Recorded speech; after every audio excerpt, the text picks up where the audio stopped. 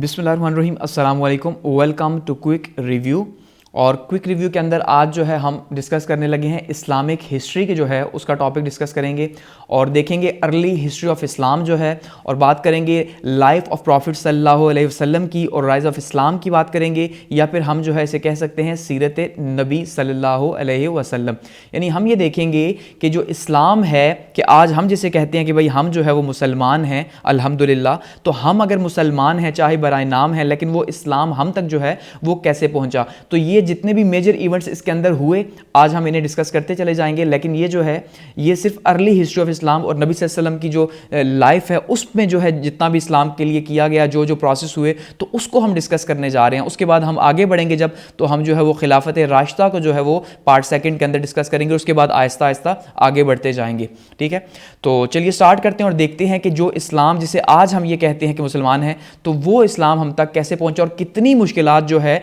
वो आप सल्लल्लाहु अलैहि वसल्लम को जो है वो बर्दाश्त करनी पड़ी इस इस्लाम के लिए जो कि आपका महबूब तरीन जो है वो दीन था। ठीक है, तो चलिए स्टार्ट करते हैं। अब सबसे पहले अगर हम बात करें कि इस्लाम जो है वो उससे पहले क्या था, कि आपने एक बात दिमाग में रखनी है इस हिस्ट्री को समझने से पहले कि देखिए हम बात करें इस्लाम की एक मुकम्मल नए मज़हब की, एक नया मज़हब जो कि उससे पहले मौजूद नहीं था। ठीक है, तौहीद तो थी ऐसा ही है, लेकिन नबूवत जो है वो नहीं थी उससे पहले नबी सल्लल्लाहु अलैहि वसल्लम की, कि उससे पहले अगर आखिरी नबी बात की जाए नबी सल्लल्लाहु अलैहि वसल्लम से पहले तो वो हज़रत ईसा अलैहि सलाम थे। ठीक है, और उसके बाद जो है नबी सल्लल्लाहु अलैहि वसल्लम जो है वो आखिरी नबी बन के आए तो नबूवत एक फैली, उसके बाद Aahista Aahista step by step जो है वो इस्लाम फैला, उन्होंने इस्लाम का एक मैसेज जो है वो देना स्टार्ट किया, तो एक नया मज़हब जो है वो सामने आया। ऐसा ही है, तो वो जो नया मज़हब है जो आज जो है दुनिया का दूसरा बड़ा मज़हब है और अगले 10 साल के दौरान ये पहला बड़ा मज़हब जो है वो बनने जा रहा है, तो इसका मतलब ये है कि वो किन किन स्टेप से गुजरा और कहां से, आप सिर्फ ये देखिए किस जगह से, एक शख्स से कैसे जो है वो आगाज हुआ और उसके बाद जो है वो कैसे वो फैला। ठीक है, तो क्या जो है वो सीरत होगी नबी सल्लल्लाहु अलैहि वसल्लम की, क्या किरदार होगा कि उन्होंने जो है इस्लाम को इतनी तेज़ से फैलाया। तो उससे पहले अगर हम बात करें कि मेजर सिविलाइजेशंस बिफोर इस्लाम की, कि इस्लाम से पहले जो तहजीबें थीं वो कौन कौन सी थी, जो बड़ी बड़ी तहजीबें थीं, ख़ास करके अगर हम बात करें कि जहाँ पे इस्लाम फैला, अरब की बात करें तो अरब के गिरदो नवाह के अंदर जो है वो कौन सी मेजर सिविलाइजेशंस थी, तो उसमें हमें 2 सिविलाइजेशंस नज़र आती हैं। देखिए ये है अरेबियन पेनिनसुला, ठीक हो गया, और यहाँ पे अगर आप देखिए तो यहाँ पे है पर्शियन एम्पायर एक साइड पे और दूसरी साइड पे है रोमन एम्पायर। ये जो पर्शियन एम्पायर है या पार्थियन एम्पायर भी इसको कहा गया, ये जो है एक्चुअली में एक बहुत बड़ी एम्पायर थी जो कि इस एरिया में यहाँ पे बहुत पहले फैली हुई थी। उसके बाद करते करते जब न्यू पर्शियन एम्पायर फैली, जिसको हम सैसनीड एम्पायर कहते हैं, जिसका हम यहाँ पे जिक्र करेंगे, तो वो जो है वो उसका एरिया यहाँ पे इस टाइम पे ये जो आपको यहाँ पे येलो कलर का दिखाई दे रहा है ये है, और यहाँ पे जो है रोमन एम्पायर, इसको या फिर ईस्टर्न रोमन एम्पायर भी कहा जाता है या बेजेंटाइन एम्पायर जो है इसको कहा जाता है कॉमनली। तो ये पूरे का पूरा एरिया जो है ये बेजेंटाइन एम्पायर का था जो कि फैला हुआ था यहाँ पे। तो इसका मतलब यह है कि बीच में यहां पे अरब है, एक साइड पे जो है वो पर्शियन एम्पायर है और दूसरी साइड पे जो है वो बेजेंटाइन या रोमन एम्पायर फैली हुई है। ठीक है, और ये इस्लाम से पहले के यहां के हालात हैं। अब जो बेजेंटाइन एम्पायर थी, जो यानी कि ईसाई मज़हब था, जिनका ईसाई मज़हब के मानने वाले थे, तो ये 330 एडी से लेके 1453 बीसी तक एडी तक जो है ये यहाँ तक रहा, यानी कि 303 एडी से स्टार्ट हुआ और 1453 पे आके ख़त्म हुआ, जबकि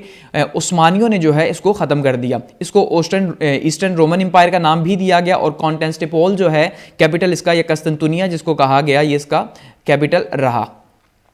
उसके बाद अगर बात करें पर्शियन एम्पायर की, तो जो ओल्ड पर्शियन एम्पायर थी, ठीक है, वो तो ओल्ड पर्शियन एम्पायर जो है वो 550 बीसी से लेके 333 बीसी तक रही, जो ओल्ड पर्शियन एम्पायर थी। और ये जो ओल्ड पर्शियन एम्पायर थी इसको किसने बिल्ड किया जी, जब फर्स्ट पर्शियन एम्पायर जिसको कहा जाता है साइरस द ग्रेट ने। और उसके बाद जो है ये जो साइरस द ग्रेट की जो एम्पायर बिल्ड हुई, तो इसकी एक्सपेंशन की अगर बात करें तो मेसोपोटामिया यानी जिसको इराक कहा गया सबसे पुरानी सिविलाइजेशन, उसके बाद नाइल रिवर की मिस्र की सिविलाइजेशन और इंडस वैली जो कि हमारे हिंदुस्तान के अंदर मौजूद है ये सिविलाइजेशन। तो ये 3 जो है रिवर वैली की उस टाइम की सिविलाइजेशंस जो हैं वो हिस्सा थी किसका जी, पर्शियन एम्पायर का, जो फर्स्ट पर्शियन एम्पायर थी। उसके बाद क्या हुआ, ये फर्स्ट पर्शियन एम्पायर जो है इसका खात्मा हो गया। अलेक्जेंडर द ग्रेट जो है जो रोमन एम्पायर से था, ठीक है, उसने क्या किया, जिसका खात्मा किया 333 बीसी के अंदर। फिर दोबारा से जो है न्यू ईरानियन एम्पायर या न्यू पर्शियन एम्पायर जो है वो बिल्ड हुई, जिसको सैसनीड एम्पायर कहा गया, और ये जो है इसकी ड्यूरेशन थी 224 एडी से लेके 651 एडी तक। ठीक है। और ये जो है फिर ख़त्म हुई हज़रत उस्मान रज़ी अल्लाह ताला अन्हु के ज़माने में, यानी कि हज़रत उस्मान ने, इस्लाम ने फिर जो है हज़रत उस्मान के ज़माने में इसको फ़तह किया, पूरे का पूरा इलाका जो है वो फ़तह हो गया पर्शियन एम्पायर का। अब अगर हम बात करें, तो थी मेजर सिविलाइजेशंस इस्लाम से पहले की। अब बात करते हैं कि अरेबिया जो था, अरब जो था, वो इस्लाम से पहले कैसा था, कि जिस इलाके के अंदर इस्लाम को मजहब बना के भेजा गया, नबी सल्लल्लाहु अलैहि वसल्लम को नबूवत अता की गई, तो वो इलाका एक्चुअली में था कैसा। उसमें अगर हम बात करते हैं कि अरब कल्चर की, कि इस्लाम से पहले अरब का कल्चर कैसा था, ठीक है, या इस्लाम का जो वहाँ पे अब जो कल्चर है, तो ये हमेशा तो नहीं था ऐसा ही है, तो वहाँ पे उस टाइम पे क्या था। तो सबसे पहले अगर हम देखें ज्योग्राफी की अगर बात करें, तो ज्योग्राफी में हमने देखा कि यहाँ पे अगर आप आप आ जाएं इस पिक्चर के अंदर, तो देखिए एक साइड पे रोमन एम्पायर, दूसरी साइड पे पर्शियन एम्पायर, और यहाँ पे बीच में ये अरेबियन पेनिनसुला है। पेनिनसुला एक ऐसी ज़मीन को कहते हैं जिसके 3 साइडों पे समंदर हो और एक साइड पे उसकी जो है वो खुश्की हो। तो यहाँ पे देखिए 3 साइडों पे, यहाँ पे भी समंदर, यहाँ पे भी, और एक साइड पे जो है वो इसकी सिर्फ खुश्की है, तो इसको कहा जाता है पेनिनसुला। यहाँ पे ये एक पहाड़ी पथरीला इलाका और रेगिस्तान जो है, ये इसे कहा जाता है कि रेगिस्तानी इलाका था यहाँ पे। तो ये इसका कुछ ज्योग्राफी इस तरह का हमें दिखाई देता है।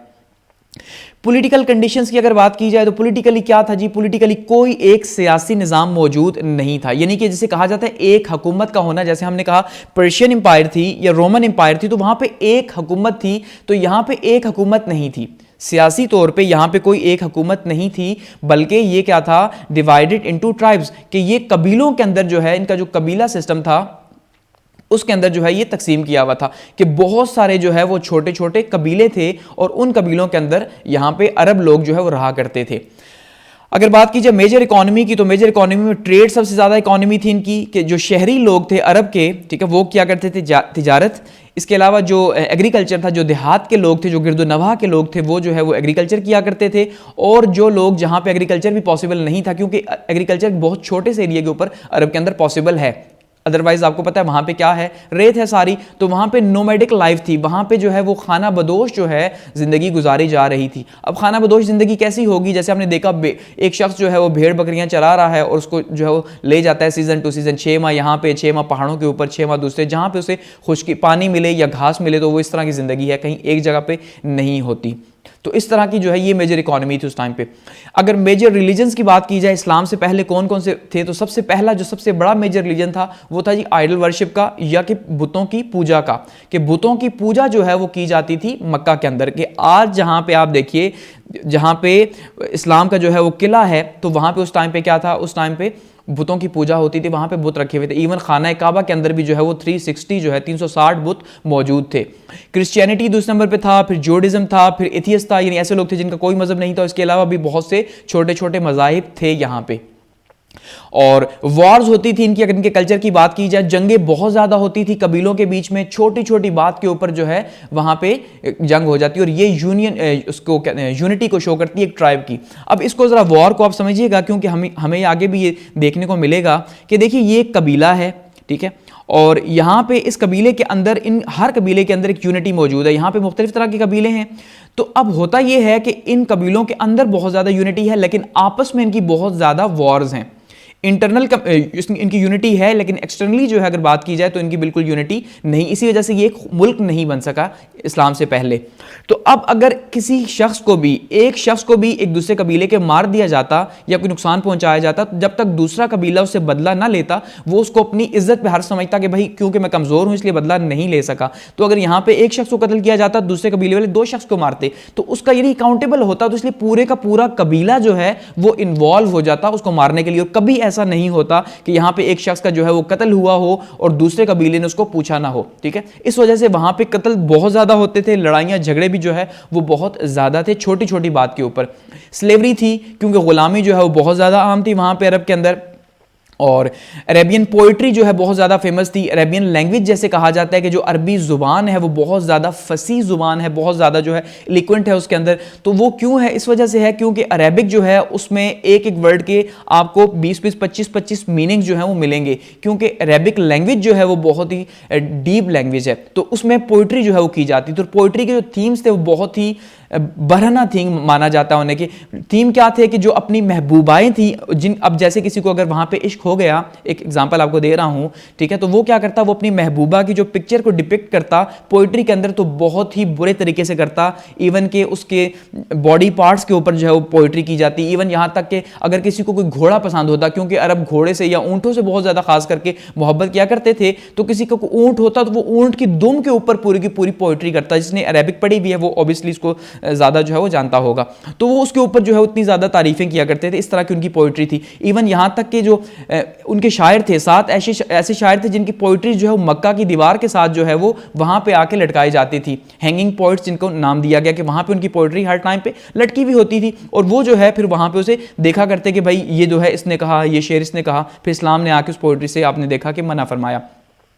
इलिटरेसी थी, जहालत थी, शदीद किस्म की जहालत थी, और किसी को यानी कि अब जाहिल कल्चर है तो जाहिर बात है वहाँ पे जहाँ पे जाहिलियत होगी तो वहाँ पे उनके जो रसूम रिवाज हैं वो भी जो है इसी तरह से जाहिल होंगे। वहाँ पे किसी को कोई जो है ना उसका राइट नहीं होगा। और ख़ास करके बात की जाए स्टेटस ऑफ वुमेन की, तो वो हम ये जानते हैं कि इस्लाम ने आके औरत को मकाम दिलवाया, उससे पहले औरत का मकाम नहीं था। ऐसा नहीं कि सिर्फ अरेबियन पेनिनसुला के अंदर नहीं था, बल्कि पूरी दुनिया के अंदर उस टाइम पे, ठीक है, औरत का मकाम नहीं था या औरत को मकाम नहीं दिया जाता था, उसे कमज़ोर समझा जाता था, तो इस्लाम ने दिया। तो औरतों के साथ क्या होता कि सबसे पहले तो आप ये देखें कि इतनी मल्टी मैरिजेस होती, इतना ज्यादा एक कल्चर था कि तरह तरह की शादियां होती। इवन यहां तक होता कि अगर एक औरत जो है उसका शोहर जो है उसकी वफात हो गई, तो अब क्या होगा कि उस औरत की शादी उसके बेटे के साथ हो जाएगी। अब आप ये अंदाजा कीजिए कि आज हम इसे इमेजिन नहीं कर सकते, कोई कल्चर इमेजिन नहीं कर सकता, इस्लाम तो बिल्कुल नहीं कर सकता, लेकिन कोई कल्चर आज से इमेजिन नहीं कर सकता। तो उस टाइम पे उस बेटे के साथ शादी हो जाती। इवन यहां तक कि अगर वो कोई जुआ वगैरह खेल रहे हैं तो वहां पर औरतों को हारा जाता। इसी तरह से जो लोनी पसंद आ गई, और कोई तादाद जो है ना जिसे कहते हैं गिनती, कि भाई अब जैसे इस्लाम कहता है 4 शादियां या 4 निकाह जायज़ हैं, तो उस टाइम पे काउंटिंग कोई नहीं थी कि किसी की 50 बीवियां हैं, किसी की 60 है, किसी की 70 है, तो इस पे कोई जो है ना पाबंदी नहीं थी। इवन जब एक औरत को तलाक होती तो वो अपनी शोहर की मर्जी से दूसरे के साथ जो है वो शादी किया करती। तो अजीब और गरीब तरह की शादियां थी औरतों की। तो इसका मतलब औरतों का कोई भी मकाम नहीं था, उन्हें सिर्फ एक बेचने की चीज समझा जाता, एक प्रोडक्ट थी वो औरत, ठीक है। उस प्रोडक्ट को जो है जब दिल चाहता दूसरे को बेच दिया जाता, और जो है ना आपस में सौदाबाजी की जाती, इस तरह से। तो ऐसा कल्चर जो है वो उस टाइम पे अरब के अंदर था। यानी कि ओवरऑल अगर हम बात करें तो उसको कहा जाता है जी ज़माना जाहिलियत, कि ये जो है ये ज़माना जाहिलियत था, कि जाहिलियत का ज़माना था कि जब लोग जाहिल थे और उनके पास इल्म नहीं था। इसी वजह से अब देखिए जब ज़माना जाहिलियत था तो लोगों के पास ना ट्रेडिशंस थे, ना कल्चर थे, ना कोई ऐसा कोई जो है ना कोई ऐसा निज़ाम ही मौजूद नहीं था, स्टेट का सिस्टम मौजूद नहीं था। तो इसी इस्लाम ने आके इल्म के ऊपर बहुत ज़्यादा जोर दिया और कहा कि भाई पैदा होने से लेके मरने तक इल्म हासिल करो। ऐसा ही है, क्योंकि इल्म के ऊपर जोर दिया कि इल्म हमें जाहिलियत से बचाता है, इल्म हमें पहचान करवाता है, हमें कॉन्शियसनेस देता है, शऊर देता है हमें। तो ये उस टाइम की जो पिक्चर है अरब की उस टाइम की थी। आगे बढ़ते हैं और बात करते हैं जी नबी सल्लल्लाहु अलैहि वसल्लम की ज़िंदगी के ऊपर, और देखते हैं कि नबी सल्लल्लाहु अलैहि वसल्लम जो है उन्होंने जो है वो किस तरह से किन किन मराहिल से वो गुजरे, और उसके बाद जो है कब उन पे जो है वो नबूवत जो है वो उन्हें मिली, और इस्लाम जो है वो कैसे आगे फैला।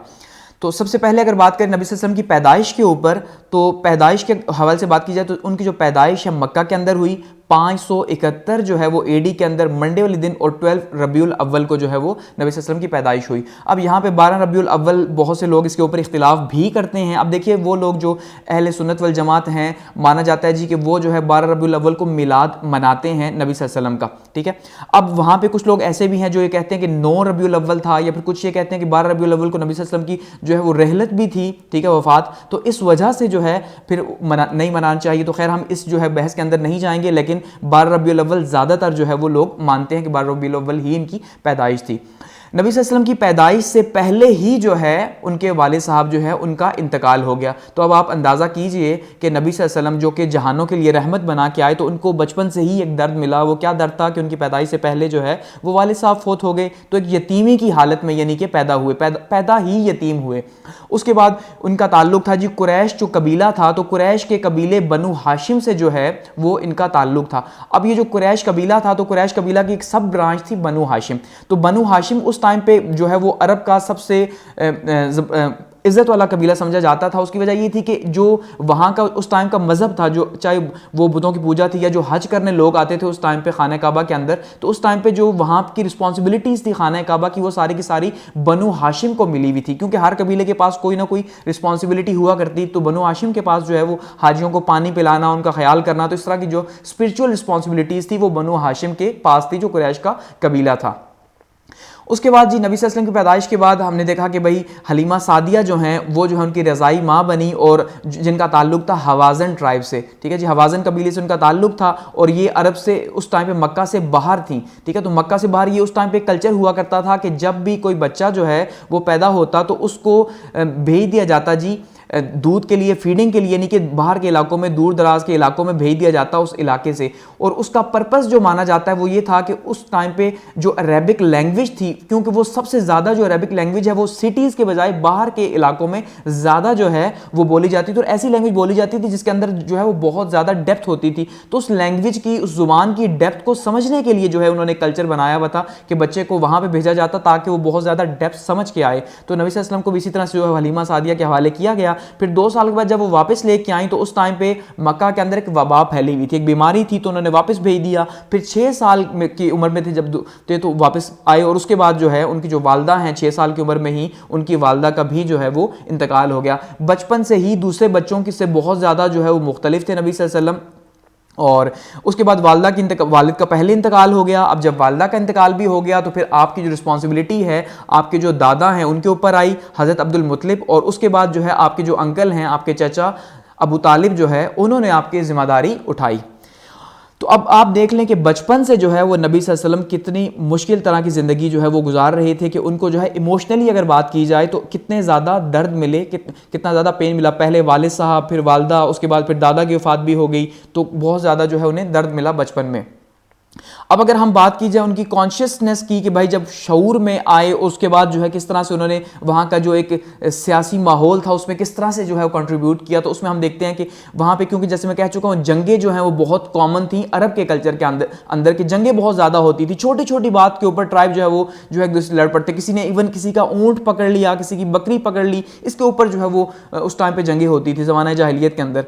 तो सबसे पहले जो है बैटल ऑफ फिजार जो है ये एक जंग थी, एक जंग फिजार जिसको कहा गया कि ये जो जंग है ये इतनी लंबी जंग थी कि देखिए 1580 एडी के अंदर ये स्टार्ट हुई और 1590 के अंदर 10 साल ये जंग चली, और 4 मुख्तलिफ तरह के राउंड्स इसमें हुए। और ये जो है कुरैश के बीच में और कैश ट्राइब जो है इनके बीच में जो है ये जंग हुई। तो ये जो जंग थी, तो इस जंग को जो है, इस जंग में नबी सल्लल्लाहु अलैहि वसल्लम का जो रोल था, उन्होंने क्या किया जी, उन्होंने जो तीर थे वो तीर उठा के सिर्फ देते रहे। उसको भी जो है बाद में उन्होंने कहा कि मुझे ये पसंद नहीं आया और मुझे इस बात पे जो है वो पछतावा है कि मैं क्यों जो है वो तीर पकड़ाता रहा, ठीक है। तो ये इनका एक पहला रोल हमें यहाँ पे देखने को मिलता है नबी सल्लल्लाहु अलैहि वसल्लम का। उसके बाद जी इस जंग के एंड पे जो है वो हल्फुल फजूल हुई। उसमें क्या हुआ जी, ये जंग के बाद, और उसमें ये कहा गया कि भाई हम जो है वो कुरैश की तरफ से ये कहा गया कि जो मजलूम हैं, मजलूमों का हर वक्त जो है हम जो है वो उनका साथ देते रहेंगे, मजलूमों का साथ हम किसी भी सूरत नहीं छोड़ेंगे जिस भी टाइम पे उन्हें ज़रूरत होगी। इसके अलावा जो ट्रेवल्स थे, कुरैश जो है, कुरैश क्योंकि ट्रेड ट्रेवल्स किया करते थे, क्योंकि कुरैश जो है ज़्यादातर इनका ख़ानदान जो है वो तिजारत पेशा था, तो तिजारत की गर्ज से जो है वो शाम और इराक़ के ममालिक में जो है वो वहाँ आता जाता और वहाँ पे सामान तिजारत लेके जाता। तो नबी सल्लल्लाहु अलैहि वसल्लम भी जो है एक बार अपने चचा के साथ गए, और उसके बाद दूसरी बार जो है, क्योंकि नबी सल्लल्लाहु अलैहि वसल्लम भी इसी पेशे से जो है तिजारत के पेशे से मुंसलिक हो गए, तो जो दूसरा उनका जो ट्रैवल था शाम का वो हुआ जी 595 एडी के अंदर। और इस दौरान जो है हज़रत खदीजा रज़ियल्लाहु ताला अन्हा जो कि नबी सल्लल्लाहु अलैहि वसल्लम की पहली जो है वो बीवी भी हैं, तो इन तक नबी सल्लल्लाहु अलैहि वसल्लम की शोहरत के चर्चे पहुंच चुके थे कि भाई एक नौजवान हैं जो कि बहुत ज़्यादा ईमानदार हैं और ईमानदारी के साथ जो है चीज़ों का नुक्स बता के उसे बेचते हैं। तो वो काफ़ी ज़्यादा मरहूब हुई, तो उन्होंने जो है नबी सल्लल्लाहु अलैहि वसल्लम को अप्रोच की अपने ग़ुलाम मैसरा जो है उसके थ्रू, और अपना सामान भी जो है उन्हें शाम ले जाने को कहा। तो नबी सल्लल्लाहु अलैहि वसल्लम इस बात के ऊपर राज़ी हो गए, मैसरा को साथ में भेजा। फिर हम ये जानते हैं कि फिर जो है नबी सल्लल्लाहु अलैहि वसल्लम ने वहाँ पे सामान फ़रोख्त किया। मैसरा उनकी ईमानदारी से बहुत ज़्यादा मुतासिर हुआ, उसने वापस आके हज़रत खदीजा को सारा किस्सा बताया कि भाई किस तरह से जो है वो नबी सल्लल्लाहु अलैहि वसल्लम ने कितनी ईमानदारी के साथ जो है चीज़ों को सेल किया और फिर भी इतना ज़्यादा प्रॉफिट भी हासिल किया। ठीक है, क्योंकि आज तो हम ये सोचते हैं कि झूठ बोलेंगे तभी प्रॉफिट जो है वो हासिल होगा। तो इस बात के ऊपर हज़रत खदीजा ने जो है वो फिर मैरिज का जो है प्रपोजल दिया नबी सल्लल्लाहु अलैहि वसल्लम को। नबी सल्लल्लाहु अलैहि वसल्लम ने जो है मशवरे के बाद उसे कबूल कर लिया, और उस टाइम पे हज़रत खदीजा की जो उम्र थी वो 40 साल थी, और नबी सल्लल्लाहु अलैहि वसल्लम की जो उम्र मुबारक थी वो 25 साल थी। तो 25 साल की उम्र में जो है वो नबी सल्लल्लाहु अलैहि वसल्लम की पहली जो है वो शादी हुई।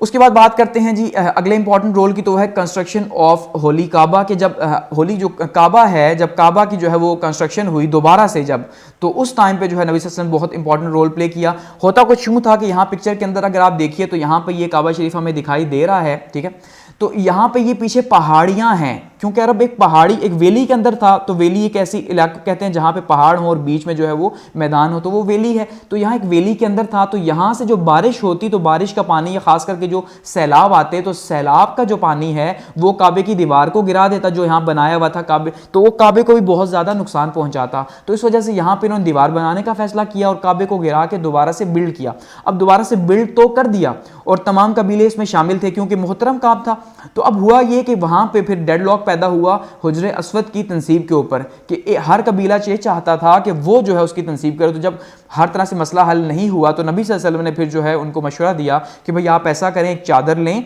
और उस चादर के अंदर जो है आप हुज्र अस्वद को रखें और उस चादर को चारों कोनों से हर तरफ से आप सारे कबीले पकड़ लें। और फिर जो है उन्होंने ऐसे ही किया और नबी सल्लल्लाहु अलैहि वसल्लम ने अपने दस्ते मुबारक से वो पत्थर जो है हुज्र अस्वद जो है उसको उठाया और वहाँ पे उसकी तनसीब कर दी। तो ये नबी सल्लल्लाहु अलैहि वसल्लम को एक एजाज़ हासिल हुआ। तो नबी सल्लल्लाहु अलैहि वसल्लम ने यहाँ पे अपना बहुत इंपॉर्टेंट रोल प्ले किया। उसके बाद अगर हम बात करते हैं जी पहली वही की, कि पहली वही जो है वो कब नाजिल हुई, तो पहली वही 610 AD के अंदर जो है वो गारे हिरा के अंदर 17 रमज़ान को जो है वो नाजिल हुई। क्योंकि नबी सल्लल्लाहु अलैहि वसल्लम जो है उनकी एक आदत थी कि वो क्या जी वो दुनिया से कट के अल्लाह ताला को याद करते और इबादत में मशगूल रहते। तो इबादत के लिए वो गारे हिरा में जाया करते। अब आप अंदाज़ा कीजिए गारे हिरा में जाके तो वहाँ पर वो एक एक महीना, इवन रमज़ान का जो है वो एक एक महीना वहाँ पर गुजारते और वहाँ पे इबादत किया करते, ठीक है, और तन्हाई के अंदर। तो वहीं पे जो है इबादत के दौरान रमज़ान के ही महीने में जो है नबी सल्लल्लाहु अलैहि वसल्लम को जो है वो हज़रत जिब्राइल सलाम वहाँ पे आए और उन्होंने आके नबी सल्लल्लाहु अलैहि वसल्लम के ऊपर पहली वही जो है वो नाजिल हुई, जिसमें कहा गया इक़रा पढ़िए। तो आप सल्लल्लाहु अलैहि वसल्लम ने फरमाया मैं पढ़ा हुआ नहीं हूँ। उन्होंने फिर आपको अपने सीने के साथ लगाया, दुबाया और कहा पढ़िए। फिर आपने कहा पढ़ा हुआ नहीं हो। फिर तीसरी बार जो है उन्होंने लगाया और उसके बाद आपने पढ़ना स्टार्ट किया। तो आप जब वापस आए तो कांप रहे थे। ऐसे में आपने हज़रत खदीजा रज़ियल्लाहु तआला अन्हा को बताया कि भाई मेरे साथ ये वाक़या हुआ। तो हज़रत खदीजा के एक अंकल थे, एक जानने वाले थे जो कि तौरात के बहुत बड़े आलिम माने जाते थे, वर्का बिन नौफल। तो इनके पास लेके गई। जब इनके पास लेके गई तो उन्होंने सारी अलामात देखी, क्योंकि तौरात के अंदर पहली जो किताबें थी उनके अंदर तो जिक्र तो था कि एक नबी आएगा, आखिरी नबी होगा नबी सल्लल्लाहु अलैहि वसल्लम, तो अलामतें भी मौजूद थी। तो उन्होंने जब ये सारी बातें देखी तो बताया कि भाई आपको जो है वो नबूवत के लिए चुन लिया गया है, तो ये आपके ऊपर वही आई है। तो इस तरह से हज़रत खदीजा जो है वो पहली औरत थी जिन्होंने इस्लाम कबूल किया, नबी सल्लल्लाहु अलैहि वसल्लम पे इस्लाम लाई। आगे बढ़ते हैं। उसके बाद अगर हम बात करें मक्का के अंदर जो है, अब क्योंकि वही तो नाजिल हो चुकी 610 के अंदर, 610 AD के अंदर, तो अब अगला जो मरहला था वो मरहला था इस्लाम की इशाअत का, कि अब जो है वो इस्लाम को फैलाना था। आप देखिए कितना जो है वो एक कैसे एक टास्क जो है वो उसको आहिस्ता आहिस्ता कैसे बिल्ड किया और कितना मुश्किल टास्क था। एक ऐसे सोसाइटी के अंदर जहाँ पे वो ज़माने से जो है वो बुतों की पूजा कर रहे थे, तो वहाँ पे जब उन्हें कहा जाए कि भाई आप जो है एक अल्लाह को मानो और अल्लाह ताला एक है और ये जो आप 360 बुतों की पूजा कर रहे हो ये गलत है, तो वो कैसे जो है उसके ऊपर रिएक्ट करेंगे, ठीक है। तो उसमें क्या हुआ कि जो बात की जाए अगर सबसे पहले सीक्रेट जो है वो इन्विटेशन दिया गया। फर्स्ट मुस्लिम में हमने बात की कि हज़रत जो है वो खदीजा रज़ियल्लाहु तआला अन्हा, उसके बाद हज़रत अबू बकर ने जो है वो इस्लाम कबूल किया और उसके बाद हज़रत अली ने। तो उसमें अब हम अगर बात करते हैं तो सबसे पहले खुफिया तौर पर जो है वो क्या हुआ जी, एक इस्लाम की दावत जो है वो स्टार्ट हो गई और ये 3 साल तक ये दौर चलता रहा कि खुफिया तौर पे लिंक टू लिंक, जैसे आप देखते हैं कि जैसे एक कोई ऑर्गेनाइजेशन बनती है और वो ऑर्गेनाइजेशन क्या करती है कि अपने लिंक्स के थ्रू जो है वो इस्लाम फैलाना स्टार्ट कर देती है। इसी तरह से नबी सल्लल्लाहु अलैहि वसल्लम ने जो है वो इस्लाम फैलाया, तो जो सबसे पहले उनके करीबी थे उन्हें इन्वाइट किया, किसी ने माना किसी ने नहीं माना, उसके बाद उन्होंने आगे जो है वो दूसरों को इन्वाइट किया। फिर इस तरह से करते करते 3 साल तक ये सिलसिला जो है बहुत महदूद रहा और इस दौरान जो है खुफिया तौर पर यह इशाअत होती रही। उसके बाद अल्लाह ताला की तरफ से वही नाजिल हुई और हुक्म हुआ कि जो मैंने आपको कहा अल्लाह ताला ने फरमाया उसको अब कह दीजिए, यानी कि अब ओपनली जो है वो आप लोगों को इस्लाम की दावत दीजिए, ठीक है। अब अल्लाह ताला तो ये बात जानते थे, ऐसे ही अब अल्लाह ताला तो हर चीज़ जानता है, तो अल्लाह तो जानते थे कि जब ओपनली जब ये बताएंगे तो उनके ऊपर कितने मुजालिम जो हैं वो उनको बर्दाश्त करने पड़ेंगे, कितनी तकलीफें, कितनी सख्तियां जो हैं वो झेलनी पड़ेंगी और किन किस रास्तों से गुजरना पड़ेगा। लेकिन क्योंकि अल्लाह ने हमें दिखाना था कि नबी सल्लल्लाहु अलैहि वसल्लम जो है उन्होंने ये तकलीफ बर्दाश्त की, किस लिए? हमारे लिए, यानी कि उम्मत के लिए बर्दाश्त की, तो उम्मत को भी जो है फिर अब उस दीन पे कायम रहना चाहिए, तो ये बताना जो है मकसूद था। उसमें अब क्या हुआ जी, 613 के अंदर जो है 3 साल के बाद ओपन इन्विटेशन हुआ, जिसमें आपने क्या किया जी, कोहे सफा के ऊपर जो है, यानी सफा का जो पहाड़ है उसके ऊपर चढ़े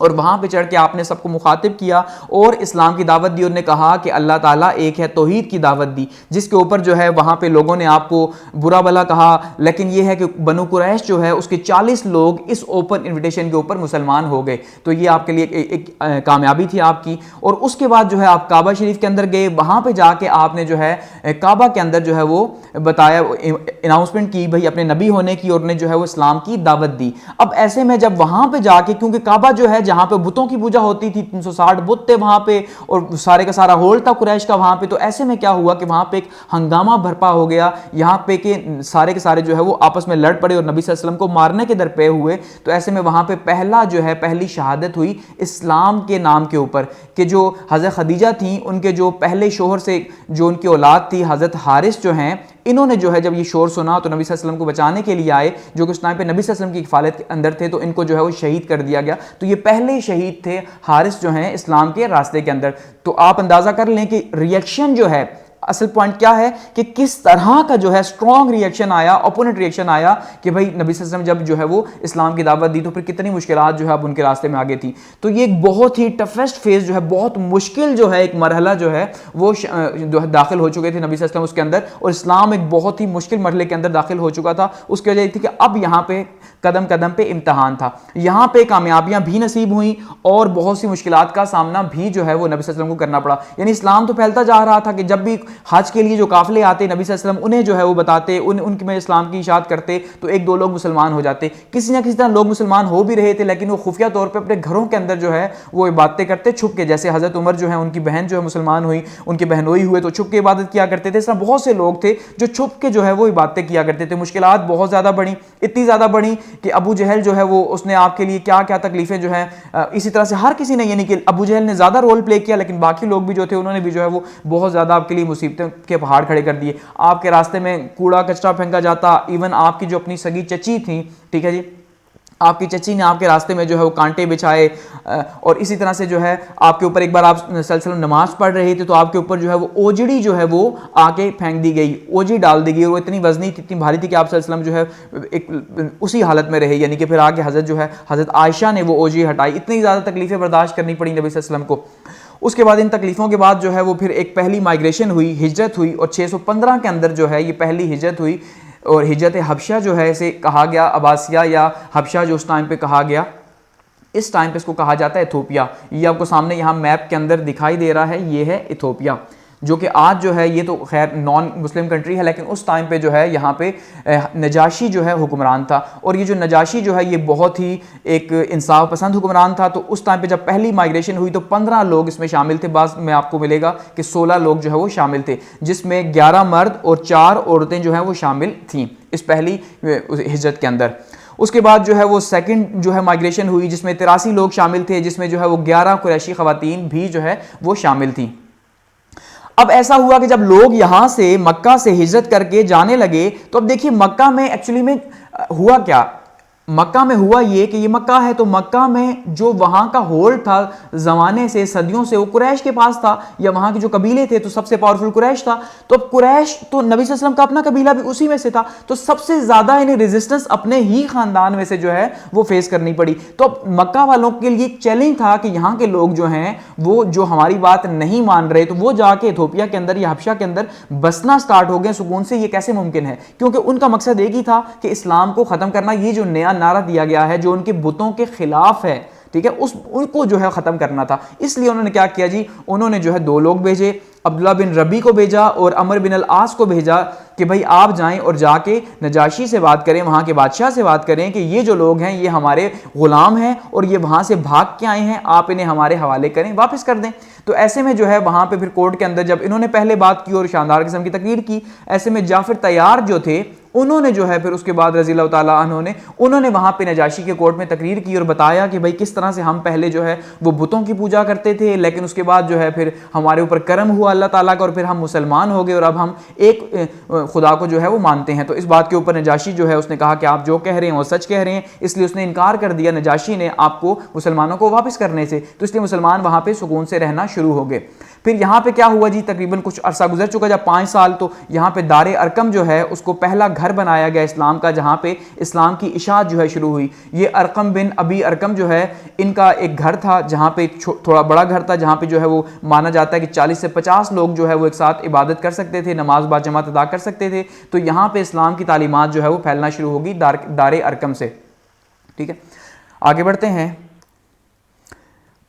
इसके बाद क्या है जी कि 10 नबी जो है उसके 3 इंपॉर्टेंट इवेंट्स को हम डिस्कस करते हैं, लेकिन इससे पहले अब 7 नबी क्योंकि हिजरत जब हो गई, हमने देखा 2 बार जो है वो हबशा की हिजरत हुई और वहाँ पे मुसलमान जो है वो सुकून के साथ रहना शुरू हो गए। अब क्या हुआ कि यहाँ पे 7 नबी में, ठीक है, यहाँ पे कुरैश ने जब देखा कि मुसलमान वहाँ पे हिजरत करके सुकून से रह रहे हैं तो उन्होंने यहाँ पे मजालिम की इंतहा कर दी। यहाँ तक कि अनाउंस कर दिया कुरैश ने कि कोई भी शख्स जो है, कोई भी कबीला जो है, जब वो अगर इनसे यानी कि नबी सल्लल्लाहु अलैहि वसल्लम के ख़ानदान से या इनके जो मानने वाले हैं, जो मुसलमान हैं उस टाइम पे, इनके साथ अगर अलायंस करेगा या इनके साथ किसी भी किस्म का लेन देन करेगा तो उसको उसके खिलाफ हमारी जंग होगी। तो ऐसे में क्या किया गया, नबी सल्लल्लाहु अलैहि वसल्लम को जो मुसलमान थे उनके समेत जो है एक घाटी के अंदर शाब अबी तालिब के अंदर जो है वो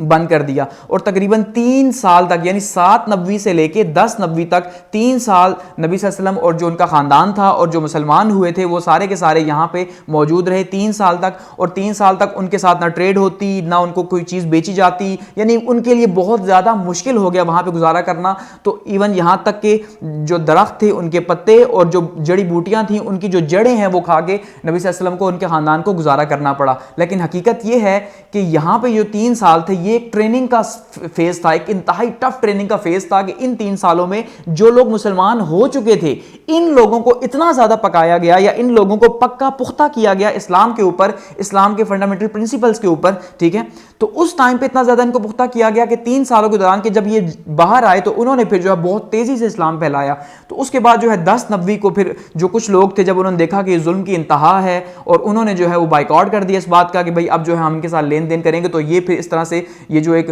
पूरे का पूरा 3 साल का एक जुल्म मुजालिम का जो इंतहा हो रही थी तो वो एक सिलसिला खत्म हुआ यहाँ पे। फिर 10 नबी में 3 इंपॉर्टेंट इवेंट्स क्या हुए कि सबसे पहले जो है इसको कहा जाता है जी आमुल खुज़न का साल 10 नबी को। अब आमुल खुज़न में क्या हुआ कि हज़रत खदीजा रज़ी अल्लाह ताला अन्हा और अबू तालिब जो हैं इनकी वफ़ात हो गई। ठीक है, 10 नबी को एक पहला ये गम मिला इन्हें। दूसरा जो है अब जब अबू तालिब की वफ़ात हो गई तो जो बनु हाशिम था, अब आपने यहाँ पे बात को समझना है कि बनु हाशिम के सरदार थे अबू तालिब, तो अबू तालिब की तो फुल हिमायत थी नबी सल्लल्लाहु अलैहि वसल्लम के साथ। गो के मुसलमान नहीं हुए थे, कुछ लोग ये मानते हैं मुसलमान हो गए थे और कुछ ये मानते हैं मुसलमान नहीं हुए थे। तो मुसलमान नहीं भी हुए थे लेकिन फिर भी इनकी बहुत बड़ी सपोर्ट थी और उन्होंने सरेआम ये कहा हुआ था कि अगर कोई भी नबी सल्लल्लाहु अलैहि वसल्लम को जो है वो कोई एज़ा पहुंचाएगा, कोई नुकसान पहुंचाने की कोशिश करेगा तो मेरी उनके साथ जंग है। ठीक है, इसलिए मैंने आपको जैसे कहा कि कबीले के अंदर पूरे का पूरा कबीला दूसरे के अगेंस्ट हो जाता था अगर किसी को नुकसान पहुंचाई जाती, इसलिए नबी सल्लल्लाहु अलैहि वसल्लम को तकलीफें या परेशानियां तो पहुंचाई जाती लेकिन इनडायरेक्टली।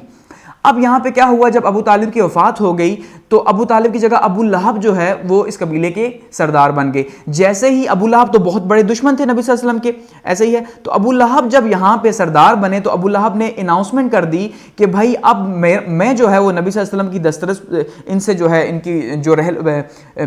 जिम्मेदारी है उस जिम्मेदारी से जो है वो सबगदोश होता हूँ। अगर आज के बाद नबी सल्लल्लाहु अलैहि वसल्लम को नाउज़ुबिल्लाह कोई कत्ल भी कर देगा तो जो कबीला बनु हाशिम है वो उनसे बदला नहीं लेगा। तो आप अंदाजा कीजिए कि अगर पहले लोग रुके हुए थे तो उनके चाचा की वजह से रुके हुए थे, तो अब उन्होंने अनाउंस कर दिया जब अबू लहब ने कि अब कोई भी जो है नबी सल्लल्लाहु अलैहि वसल्लम को कोई भी नुकसान पहुंचाने की कोशिश करेगा या पहुंचाएगा तो हम उससे बदला ही नहीं लेंगे। तो इसका मतलब अब हर कबीले के लिए बहुत एक ओपन था कि भाई वो नबी सल्लल्लाहु अलैहि वसल्लम को नुकसान पहले भी वो इतना नुकसान पहुंचा रहे थे तो अब उससे ज्यादा पहुंचा सकते थे।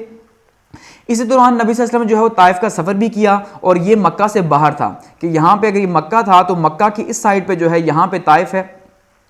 तो ताइफ का यहाँ पे सफ़र किया नबी सल्लल्लाहु अलैहि वसल्लम ने, और इस दौरान हमने देखा कि जब नबी सल्लल्लाहु अलैहि वसल्लम ताइफ में वहाँ पे लोगों को इस्लाम की दावत देने गए तो इतना ज़्यादा उन लोगों ने तो मजाक उड़ाया, ऊपर से इतना ज़्यादा जुल्म सितम किया, नबी सल्लल्लाहु अलैहि वसल्लम को पत्थर बरसाए गए उनके ऊपर कि उनके जूते जो है वो लहू लुहान हो गए, खून पूरा लहू लुहान और जूते खून से भर गए। और फिर वो जब वहाँ पे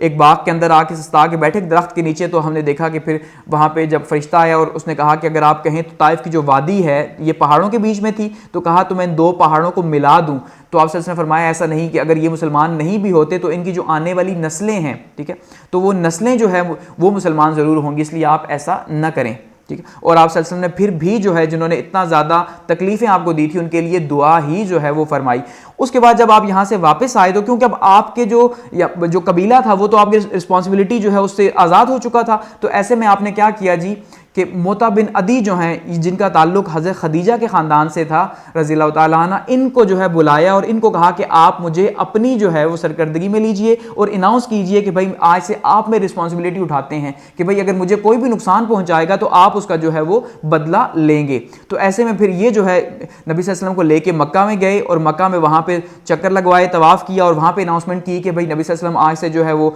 हमारे साथ हैं, अगर आप इन्हें नुकसान पहुँचाएंगे तो हम उसका बदला लेंगे। ऐसे में फिर नबी सल्लल्लाहु अलैहि वसल्लम अपने घर वापस गए। दूसरा जो इंपॉर्टेंट इवेंट है 10 हिजरी का वो है जी वाक़या मेराज, जिसमें हमने देखा कि ये 27 रजब को 10 नबी को जो है वो पेश आया, जिसमें जो है वो नबी सल्लल्लाहु अलैहि वसल्लम नमाजें जो है फ़र्ज़ हुई लेके आए और नबी सल्लल्लाहु अलैहि वसल्लम जो है वो बैतुल हराम से मस्जिद अक्सा तक जो है सफ़र किया, वहाँ पे मस्जिदों नबियों की इमामत करवाई, वहाँ पे फिर जन्नत में गए, जन्नत दोज़ख में गए, अल्लाह ताला से मुलाकात हुई, फिर वो पूरा जो है वाक़या मेराज का पूरा जो है वो सफ़र हुआ।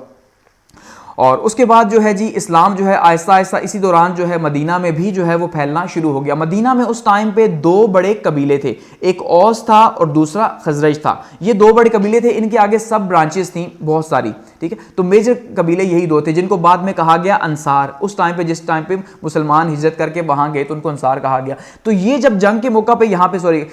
हज के मौका पे यहाँ पे आते तो उस टाइम पे यहाँ पे इनमें से कुछ लोग मुसलमान होकर वापस जाते, तो इस तरह वहाँ पे इस्लाम फैलना शुरू हो गया।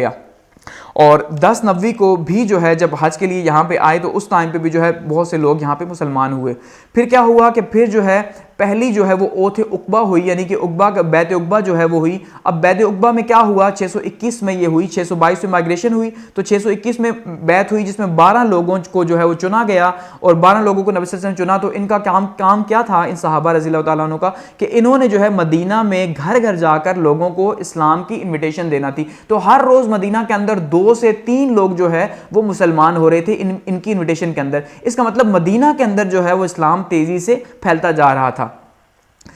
और दूसरी साइड पे क्या हुआ, दूसरी फिर ओथ हुई जी, दूसरी ओथ 622 के अंदर हुई बैत उक़बा सानी। इसके अंदर 72 लोग जो है हज के मौका पे मुसलमान हुए, जिनमें से जो है 12 कबीलों के सरदार, जो 12 लोग चुने गए, उनको कबीलों का सरदार बनाया गया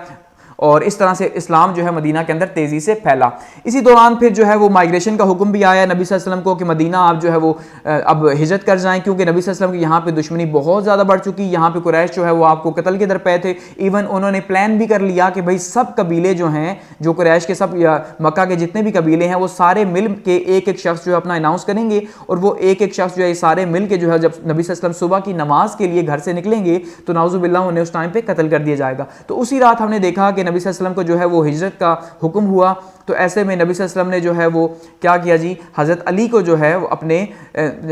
जो है वो घर पे रुकाया और अपने जो है बिस्तर पे उन्हें सुलाया। तो ऐसे में हज़रत अली को, क्योंकि नबी सल्लल्लाहु अलैहि वसल्लम को उस पर अमानतें मौजूद थी, तो वो अमानतें जो है वापस लौटाना थी। नबी सल्लल्लाहु अलैहि वसल्लम ने हिदायत फरमाई कि आपने सुबह ये अमानतें इन्हें वापस कर देनी है। तो ऐसे में जब जो है वो सुबह आए, उन्होंने देखा कि नबी सल्लल्लाहु अलैहि वसल्लम वहाँ पे मौजूद नहीं है, तो फिर नबी सल्लल्लाहु अलैहि वसल्लम हज़रत अबू बकर के साथ जो है वो सफ़र के लिए निकल पड़े थे। और फिर इस तरह से 3 दिन जो है सफ़र के दौरान जो है वो गार सौर के अंदर भी रुके। और गार सौर ये आप यहाँ पे सामने पिक्चर के अंदर भी देख सकते हैं। और ये वो गार सौर है जहाँ पे नबी सल्लल्लाहु अलैहि वसल्लम हज़रत अबू बकर के साथ 3 दिन जो है उन्होंने गुजारे। तो आज जहाँ पे दुनिया जो है वो जाती है और वहाँ जाके देखती है, तो उस टाइम पे जब यहाँ पे ढूंढा जा रहा था, क्योंकि अब जो है बहुत से इनामात जो है कुरैश ने अनाउंस कर दिए थे कि भाई कोई भी जो है नबी सल्लल्लाहु अलैहि वसल्लम को ढूंढेगा तो उसको इनाम दिया जाएगा। तो ऐसे में बहुत से लोग जो है या बहुत से नौजवान यहाँ पहुँचे भी, लेकिन यहाँ पे माना जाता है कि मकड़ी जो है उसने यहाँ पे जाला बना दिया। तो यहाँ पे जब वो पहुँचे तो उन्होंने देखा कि यहाँ पे तो मकड़ी का जाला है, इसका मतलब ये है कि यहाँ पे तो कोई इंटर हुआ ही नहीं, क्योंकि यहाँ पे तो इतना कोई निशानी बची भी नहीं है कि जो बताए। तो मकड़ी का जाला तो वहीं पे होता है जहाँ पे कोई सालों से ना आया हुआ हो। तो यहाँ पे फिर जो है नबी सल्लल्लाहु अलैहि वसल्लम की हिफाजत फरमाई अल्लाह ताला ने। उसके बाद जी यहाँ से वो निकले और अगला सफ़र उन्होंने तय किया हज़रत बकर के साथ। फिर उक़बा पहुँचे। उक़बा जो है मदीना से बाहर जो है, यहाँ पे ये मक्का और ये मदीना का ही पूरे का पूरा ट्रैवल, और फिर मदीना से बाहर एक बस्ती थी क़बा की बस्ती, ठीक है। इस क़बा की बस्ती में जो है आप वहाँ पे रुके और यहाँ पे पहली मस्जिद जो है इस्लाम की तामीर की, जहाँ पे जुम्मे की बाजमात नमाज भी अदा फरमाई, ठीक है। उसके बाद जो मदीना, जो कि जिसको यसरब कहा जाता था, वहाँ पर नबी सल्लल्लाहु अलैहि वसल्लम पहुँचे। मदीना का मतलब है शहर, ठीक है। तो यहाँ पे जो है वो पाक शहर इसका मतलब बनता है। तो पाक शहर में वहाँ पहुँचे और वहाँ पे फिर एक इस्लामिक सोसाइटी थी, उसका आगाज़ हो गया। यानी कि पहली बार वो इस्लाम जो कि पिछले 10 से 13 सालों से 13-90 साल थे, तो उन 13-90 सालों में कितनी मुश्किल जो है नबी सल्लल्लाहु अलैहि वसल्लम को उठानी पड़ी। और इस्लाम को जो है जो कि नबी सल्लल्लाहु अलैहि वसल्लम से शुरू हुआ और फिर एक एक करते करते फैलता गया, फैलता गया, फैलता गया। अब वो यहाँ पहुँच आया कि अब उन्होंने जो है फैसला किया कि वो पूरे का पूरा एक स्टेट, रियासत बनाएंगे। और एक रियासत का जो है उसका उन्होंने एक बुनियाद रख दी, रियासत की बुनियाद रख दी। जो रियासत जो है वो इस्लामिक प्रिंसिपल्स के ऊपर थी, कि वहाँ के सारे जो कोड ऑफ लाइफ थे वो सारे के सारे इस्लाम के अकॉर्डिंगली थे, ठीक है। आगे बढ़ते हैं।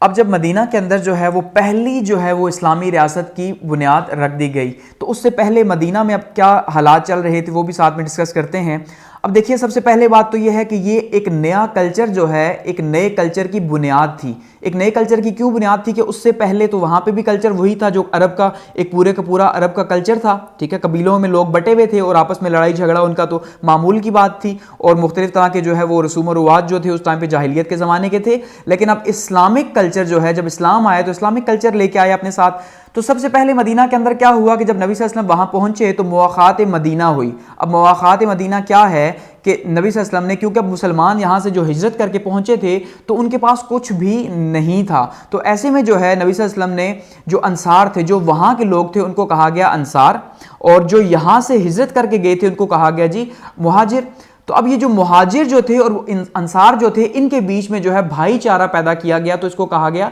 मुवाख़ात मदीना, कि हर इंसार को एक मुहाजिर का भाई बना दिया कि भाई आपने जो है वो मुहाजिर भाई की किफ़ालत करनी है और अपने हर चीज़ का हिस्सेदार भी बनाना है। तो अंसार ने भी खुले दिल का मुजाहिरा किया और हर एक चीज़ की ऑफ़र की, यहाँ तक कि अगर किसी के पास जो है वो ज़मीन थी तो उसने आधी कर दी, आधी मुहाजिर भाई को दे दी, आधी खुद रख ली। क्योंकि जो अंसार थे वो ज़्यादातर खेती बाड़ी करते थे और जो मुहाजिर थे जो मक्का से थे तो वो जो है तिजारत पेशा थे ज्यादा से। तो ये थोड़ा सा डिफरेंस था। तो ऐसे में हर चीज का ही नहीं बंटवारा हो गया।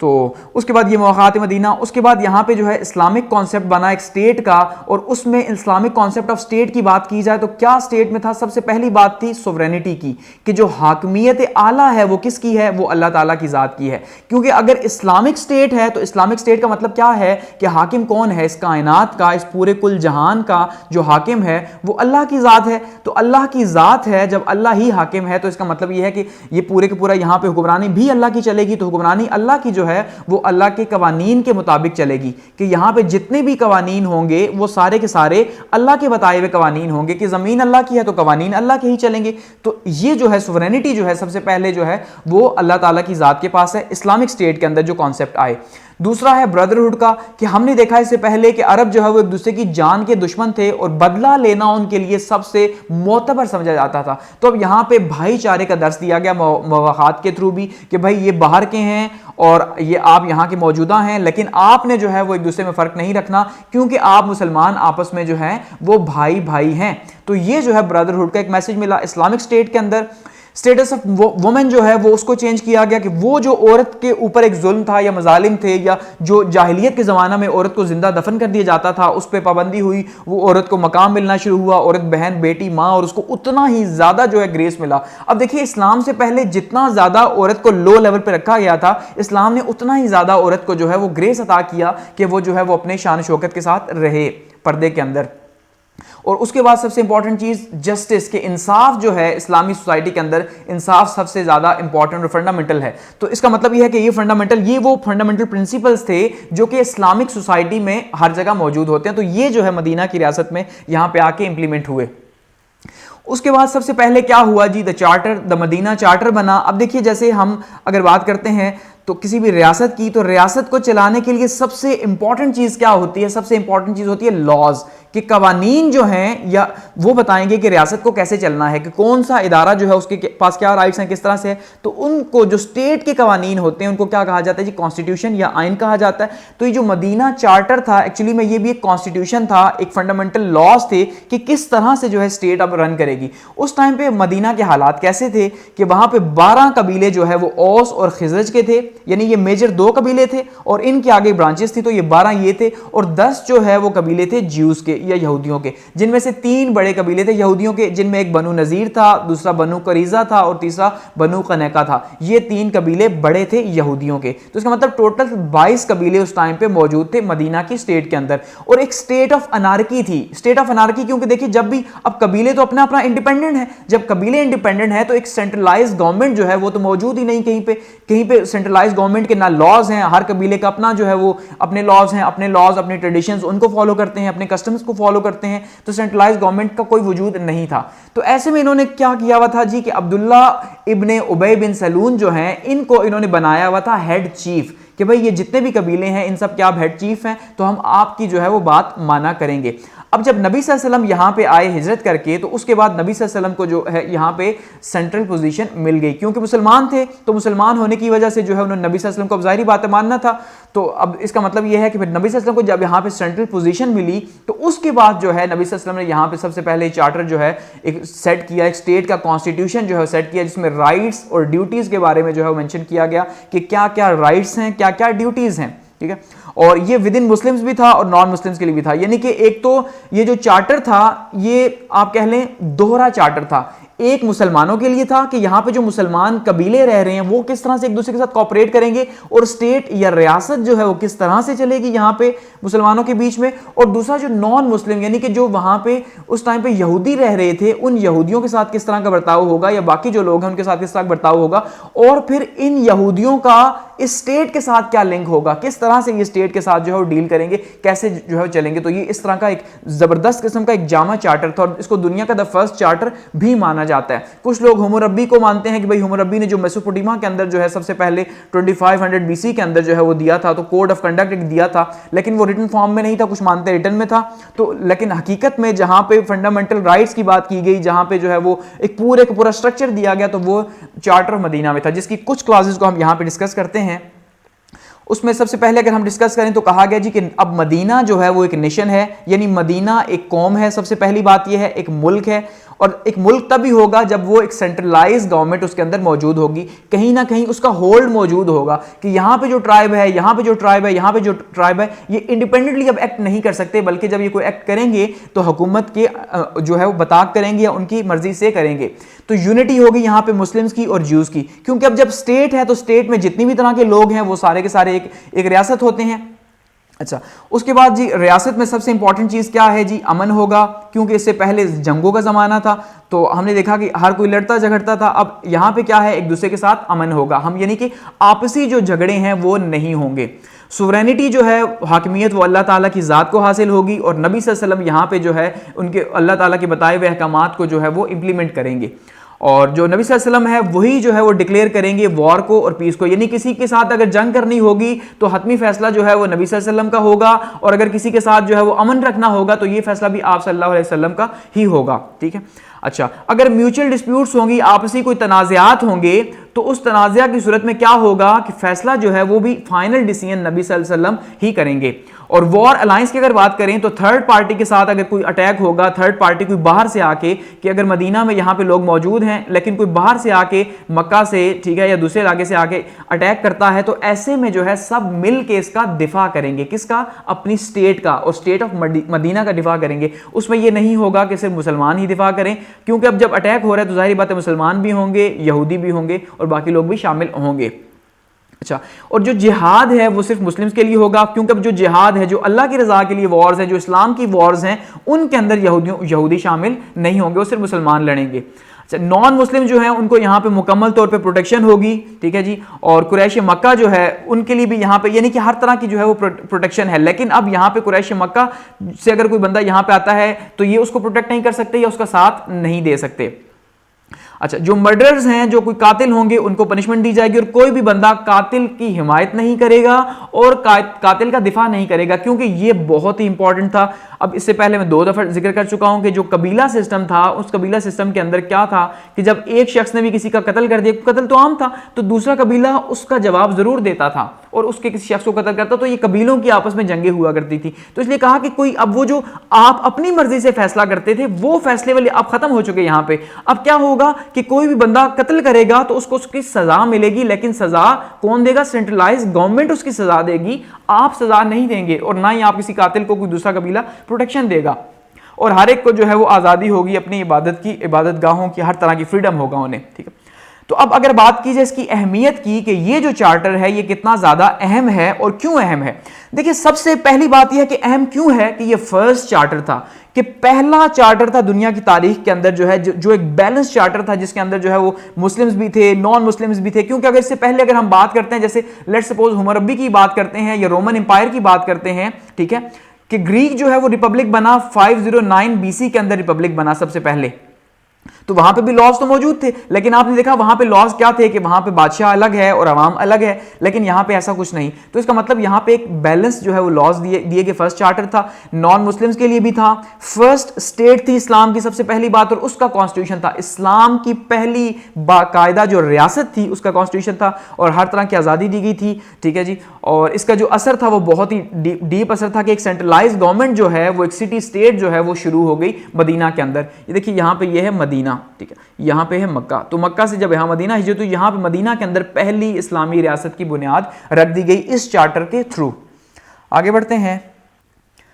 अब बात करते हैं जी गज़वात की, कि जो गज़वात इंपॉर्टेंट गज़वात जो हुए उनका डिस्कस करते हैं। अब गज़वात देखिए, गज़वा सबसे पहले समझिए, गज़वा किसको कहा जाता है? जिसमें नबी सल्लल्लाहु अलैहि वसल्लम जो है वो खुद शरीक हुए, और सीरिया उसको कहा जाता है उस जंग को कि जिसके अंदर नबी सल्लल्लाहु अलैहि वसल्लम शरीक खुद नहीं हुए। तो अब गज़वात की अगर बात की जाए तो सबसे पहले जो है वो जो गज़वा हुआ वो है गज़वा बदर, यानी कि जो जंग बदर है सबसे पहले ये हुई।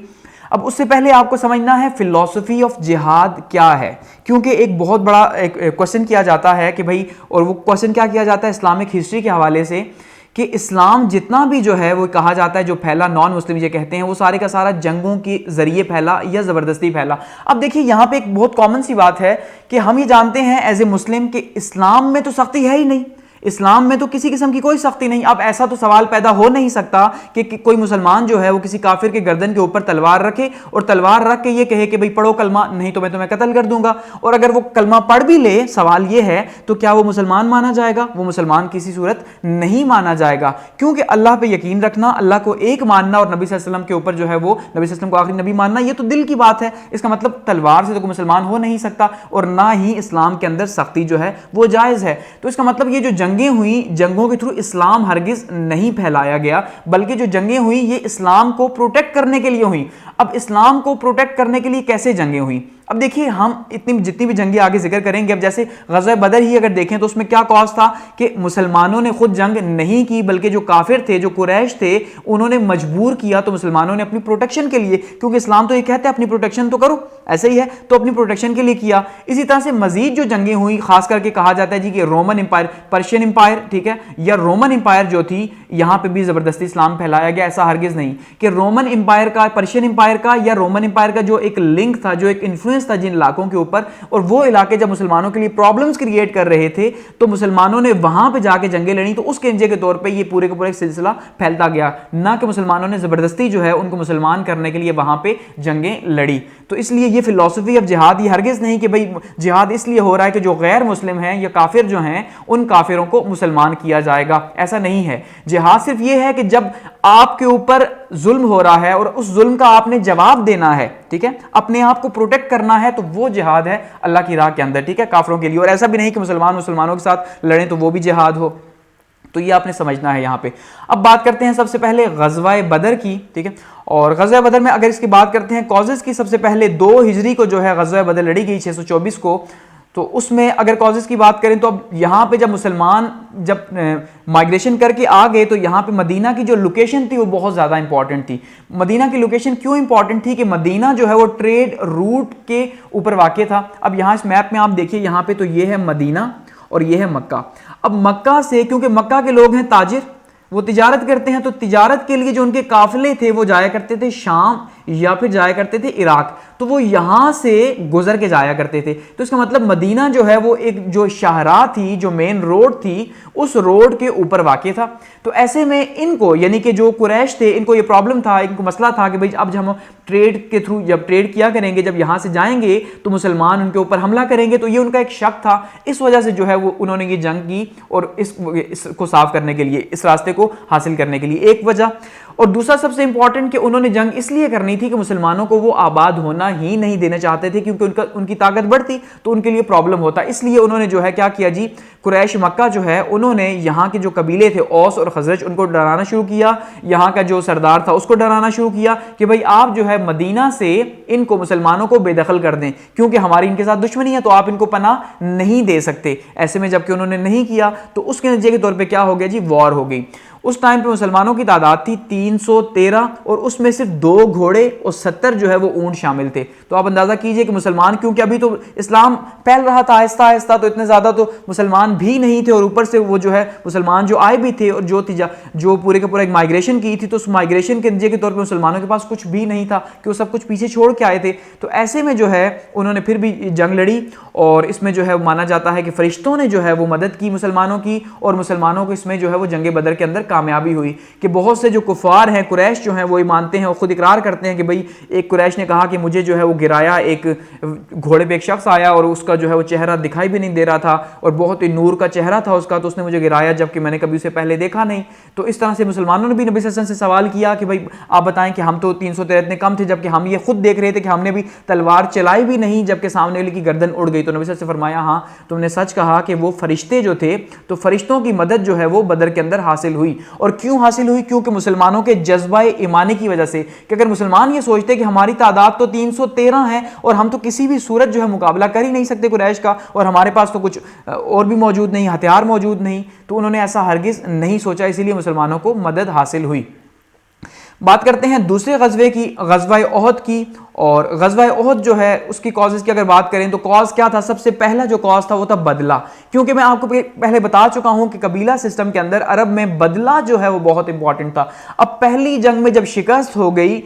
कुरैश को, तो कुरैश ने क्या किया, बदला लेने के लिए दूसरी जंग लॉन्च की। और क्योंकि उनकी जो बीवियां थी, खास करके माना जाता है कि उनकी बीवियां उस टाइम पे जैसे ही वो वापस गए शिकस्त खुर्दा, तो उनकी बीवियों ने उनके ऊपर लान तान किया कि भाई आप लोग हार के आ गए हो, शिकस्त खा के आ गए हो, इतने मुट्ठी भर मुसलमान थे, आप उनसे क्यों खाया? इसका मतलब यह है कि उनकी बीवियों ने भी जो है उनको बहुत ज्यादा सताया। इसी तरह से जो यहूदी थे, यहूदी तो कभी भी इस्लाम के हक में नहीं थे, तो इसलिए उनका जो एटीट्यूड था वो भी नबी सल्लल्लाहु अलैहि वसल्लम के अगेंस्ट हो गए, मुसलमानों के अगेंस्ट हो गए। तो यहूदी जो शायर थे, माना जाता है वो शायर जो है ऐसी शायरी उन्होंने लिखी कि जिस शायरी मुसलमानों की तारीफें की गई, और वो शायरी जाके मक्का के अंदर पढ़ी गई ताकि जो मक्का के कुरैश है उनको गुस्सा आए इस बात के ऊपर और दोबारा से जंग लड़ें। ठीक है, इसी तरह से उन्होंने जो है वो ट्रीटी की वायलेशन की, क्योंकि मदद नहीं की थी जंग के अंदर।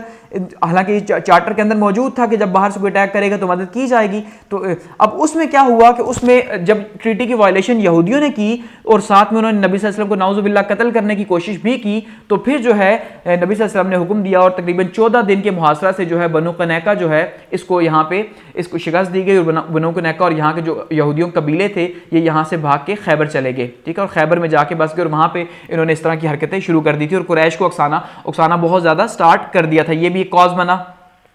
कुरैश के पास जो है वो आर्मी 3000 की थी जो बदला लेना चाहते थे, मुसलमानों के पास 1000 की आर्मी थी। और फैसला ये हुआ कि मदीना से बाहर जाके, मशवरे के बाद कि मदीना से बाहर जाके ये जंग लड़नी चाहिए। तो इस तरह मदीना से बाहर आके जो है वो ये जंग लड़ी गई। और इसमें हुआ क्या कि 1000 की तादाद थी मुसलमानों की, लेकिन जो मुनाफिक थे 300 वो छोड़ के चले गए।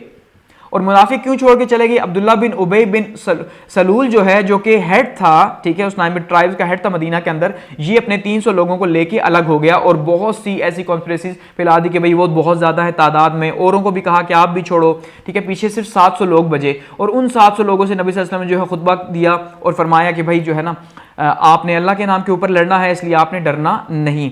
और फिर ऐसे में क्या हुआ, नबी सल्लल्लाहु अलैहि वसल्लम ने जो 50 लोग थे, 50 तीरंदाज जो थे, इनको जो है वो एक पहाड़ी के ऊपर जो है वो वहां पे प्लांट किया कि भाई आपने यहां से कुछ भी हो जाए, आपने यहां से नहीं उतरना। इवन जब आप ये भी देख लें कि जो परिंदे हैं उनके मुंह में हमारा गोश्त है, यानी कि इसका मतलब क्या है कि हम सारे के सारे शहीद हो चुके और आप परिंदे हमारा गोश्त नोच के लेके जा रहे हैं, लेकिन जब तक आपको ऑर्डर ना मिले आपने यहां से हटना नहीं है। और अब्दुल्ला बिन जुबैर जो है इनको इनका इंचार्ज बनाया गया। जंग शुरू हुई तो ज़बरदस्त किस्म का मुकाबला हुआ और नतीजे के तौर पे जो है मुसलमानों को फतह नसीब हुई। लेकिन अभी फतह नसीब ही हुई और काफिर जो हैं वो वहां से जो है वो भागे ही, तो जो तीरंदाज थे वो सारे के सारे जो है वो नीचे उतर आए। क्यों उतर आए? क्योंकि उन्होंने आके यहाँ पे क्या किया जी, उन्होंने आके माले गनीमत जो है उसको जमा करना शुरू कर दिया। कुछ ऊपर ही मौजूद रहे, उन्होंने कहा कि हमें जब तक नबी सल्लल्लाहु अलैहि वसल्लम नहीं कहेंगे हम नहीं आएंगे, लेकिन मेजॉरिटी में नीचे आ गए। अब ऐसे में जब ये रास्ता नीचे आया तो खालिद बिन वलीद जो कि उस टाइम पे मुसलमान नहीं हुए थे, उन्होंने जो है वो भाग रहे थे जिस टाइम पे अपने दस्ते के साथ, उन्होंने देखा कि छोटा सा मुसलमान जो है वो बैतुल माल जो है ये माल गनीमत जमा करने में लगे हुए हैं, तो उन्होंने अटैक कर दिया पीछे से, जबकि मुसलमान तो तैयार नहीं थे। ऐसे मुसलमानों को जो है फिर वहां पे बहुत मुश्किलात का सामना करना पड़ा। इवन नबी सल्लल्लाहु अलैहि वसल्लम को वहां पे बहुत ज्यादा चोटें आई और नबी सल्लल्लाहु अलैहि वसल्लम जो है वो एक खाई में जाके जो है वो गिरे। तो ऐसे में जो है ये अफवाह फैल गई कि नबी सल्लल्लाहु अलैहि वसल्लम को शहीद नाउजुबिल्लाह कर दिया गया है। तो ये सारे के साथ नुकसान किस वजह से हुआ कि नबी सल्लल्लाहु अलैहि वसल्लम की बात को नहीं माना गया। तो ये एक अल्लाह की तरफ से एक लेसन देना बनता था कि भाई जब नबी सल्लल्लाहु अलैहि वसल्लम ने आपको एक बात का कहा तो आपको वो माननी है हर सूरत। और फिर क्या हुआ कि जब जंग का पांसा पलटा तो जो हिंदा थी, ठीक है, उसने हजरत हमजा रज़ियल्लाहु ताला अन्हु जो कि शहीद हो गए बाद में इस जंग के अंदर, ठीक है, जब पांसा पलटा तो उन्होंने क्या किया जी, उसने हजरत हमजा का जो लिवर था, जो जिगर था, उसको चबाया, उसको निकाल के खाया, बदला लिया अपने बाप और भाई का, ठीक है। और नबी सल्लल्लाहु अलैहि वसल्लम जो है वो भी बहुत ज़्यादा ज़ख्मी हो गए और इससे सबक जो है वो यही हासिल हुआ कि नबी सल्लल्लाहु अलैहि वसल्लम की बात को मानना चाहिए, कि नबी सल्लल्लाहु अलैहि वसल्लम आपको जो भी कहें। तो ये मुसलमानों का एक बहुत बड़ा लेसन था और बहुत ज़्यादा नुकसान जो है मुसलमानों को इस जंग के अंदर हो गया। आगे बढ़ते हैं, इसके बाद बात करते हैं जी बैटल ऑफ डिच की या गज़वा खंदक की, और जिसमें जो है वो खंदक खोद के जो है मुसलमानों ने जो है वो अपनी हिफाजत की। अब इसमें सबसे पहले कॉजेज़ अगर देखें तो दोबारा से वही कॉज बना के, क्योंकि अब उनको सुकून तो इससे था नहीं, उन्होंने जो है मुसलमानों को किसी न किसी तरह से जो है ख़त्म करना था, ये मकसद था कुरैश मक्का का। अब ऐसे में जो यहूदी यहाँ से निकाले जा चुके थे, जो खैबर में जाके बसे हुए थे, वो यहूदी और दोबारा से जो है कुरैश, उन्होंने मिल के एक दोबारा से जंग की कोशिश की। और क्योंकि मकसद यही था कि मुसलमानों को यहाँ से जो तिजारत का रास्ता है इससे हटाया जाए और इनका खात्मा किया जाए। ऐसे में क्या हुआ कि जब मुसलमानों को खबर मिली कि जो है यहूदी और जो कुरैश हैं ये मिलके हमलावर हो चुके और इनका लश्कर निकल चुका है, तो नबी सल्लल्लाहु अलैहि वसल्लम ने जो है वो हज़रत सलमान फ़ारसी जो हैं उनके मशवरे से जो है वो खंदक खोदी और खंदक जो है जिसमें 15 फुट इसकी चौड़ाई थी और 10 फुट इसकी गहराई थी, और ये हज़रत सलमान फ़ारसी की जो है मशवरे से खोदी गई। और तकरीबन ये जंग जो है वो 27 दिन चली और 27वीं रात को, यानी कि जब काफिर जो है उस साइड पे आके खंदक की बैठ गए, खंदक तो अबूर उनसे होती नहीं थी, जैसे ही वो खंदक अबूर करने की कोशिश करते तो इस साइड से जो है उनके ऊपर तीर चलाए जाते मुसलमानों की साइड से, और ऐसे में जो है वो नाकाम होते। तो 27वीं रात को अल्लाह ताला की मदद हासिल हुई मुसलमानों को, और एक शदीद किस्म का तूफान आया और उसमें उनके खैमे भी उखड़ गए, और यहाँ तक कि उनके जो खाना पकाना था, जो कुछ भी उनके खाने के लिए मौजूद था, सब सामान जो है वो उलट पुलट गया। ऐसे में क्या हुआ कि उनके पांव उखड़ गए और वो वहां से भाग गए, और मुसलमानों को जो है अल्लाह ताला ने फतह जो है नसीब फरमाई ग़ज़वा खंदक के अंदर भी। इसके बाद ट्रीटी ऑफ हुदैबिया हमारे पास आती है, या सुलह हुदैबिया, और सुलह हुदैबिया बहुत ज़्यादा इंपॉर्टेंट है और बहुत ज़्यादा अहमियत रखती है इस्लाम की पूरे के पूरे इस प्रोसेस के अंदर। उसकी वजह यह है कि सुलह हुदैबिया ये पहली एक सुलह थी जिसमें मुसलमान और जो काफिर हैं, ठीक है, यानी जो कुरैश हैं, वो आमने सामने आए और दोनों के बीच में एक बराबरी हुई। क्योंकि जब खंदक हुआ था तो खंदक के मौके पे जब नबी सल्लल्लाहु अलैहि वसल्लम ने एक सहाबी को भेजा कुफार से बातचीत करने के लिए, तो सहाबी ने आगे से जब कुफार ने उन्हें आगे से जवाब दिया था कि भाई हम नहीं जानते कि नबी सल्लल्लाहु अलैहि वसल्लम हैं कौन, इसलिए यानी कि वो बिल्कुल मुसलमानों को कोई अहमियत ही नहीं दे रहे थे। लेकिन यहाँ पे सुलह हुदैबिया में आखिरकार उन्हें मुसलमानों को अहमियत देनी पड़ी और बराबर की अहमियत देनी पड़ी, जिस वजह से जो है उन्होंने एक ट्रीटी की। क्योंकि मुआहिदा हमेशा याद रखिएगा दो बराबर के लोगों के बीच में होता है, एक अगर कमजोर हो और दूसरा ताकतवर हो तो वहां पे तो मुआहिदा होगा नहीं, क्योंकि ताकतवर तो उसको मुआहिदे की क्या जरूरत है, वो तो आए जंग करे उनको खत्म कर दे। लेकिन यहां पे ऐसा हुआ, तो उसमें क्या हुआ जी कि 6 साल, हिजरत के 6 साल के बाद अब मुसलमानों में जो है वो एक हज का शौक पैदा हुआ कि अब हमने हज करना है। तो मुसलमान 1400 सहाबा जो है नबी सल्लल्लाहु अलैहि वसल्लम की जो है वो सरबराही में हज के लिए निकले और उन्होंने अपना जो एहराम भी बांध लिया था, जबकि अपने साथ कुर्बानी के लिए ऊंट भी ले लिए थे, जबकि उनके पास और कोई भी औजार जो है नहीं थे या हथियार नहीं थे जिससे जो है उन्होंने जंग लड़नी थी। लेकिन बावजूद इसके जब कुरैश को एक बात पहुंची और कुरैश को बताया गया कि मुसलमान जो हैं वो आ रहे हैं और उनका इरादा जंग का है, उन्हें ये बताया गया, तो उन्होंने भी जो है वहां से फिर जंग की तैयारी स्टार्ट कर दी। ऐसे में उन्होंने मुसलमानों को रोक दिया और फिर जो है मैसेजेस का एक सिलसिला जो है वो शुरू हो गया जिसमें कहा गया कि भाई आप जो है वो आगे नहीं जा सकते। मुसलमानों ने काफी ज्यादा समझाने की कोशिश की कि भाई हमारा जो इरादा है वो जंग हरगिज नहीं, देखिए हमारे पास जो है वो तलवारों के सिवा कुछ नहीं, हम तो जो है वो सिर्फ हज करना चाहते हैं, लेकिन वो नहीं माने। ऐसे में जो है वो फिर हजरत उस्मान को बातचीत के लिए भेजा गया, फिर जिसमें हजरत उस्मान जो है उनको मक्का वालों ने रोक लिया और यहाँ पे ये अफवाह फैल गई कि हजरत उस्मान को जो है वो शहीद कर दिया गया है। और फिर यहाँ पे बैत रिजवान हुई जिसमें नबी सल्लल्लाहु अलैहि वसल्लम ने जो है वो माना जाता है एक बबूल के दरख्त के नीचे जो है वो सहाबा से बैत ली कि भाई हम जब तक जो है वो हजरत उस्मान के कत्ल का बदला नहीं ले लेते हम यहाँ से वापस नहीं जाएंगे। अब ऐसे में यहाँ पे क्या हुआ कि फिर कुछ टाइम के बाद हजरत उस्मान वापस भी आ गए तो हालात खराब भी हुए, लेकिन उसके बाद दोबारा से जो है बातचीत का सिलसिला शुरू हुआ और सुहेल बिन उमरू जो है इनको कुरैश ने भेजा बातचीत के लिए अथॉरिटी दे के कि भाई आप जो टर्म्स इसके अंदर शामिल कराना चाहें करा सकते हैं। तो फिर जो है वो एक ट्रीटी जो है वो ड्राफ्ट हुई और हजरत अली ने नबी सल्लल्लाहु अलैहि वसल्लम के कहने के ऊपर जो है एक ट्रीटी ड्राफ्ट की और एक बहुत ही लंबी कन्वर्सेशन हुई, क्योंकि अब ऐसी शराइत जो कि दोनों साइड से मंजूर होती, लेकिन फिर भी जो है कुरैश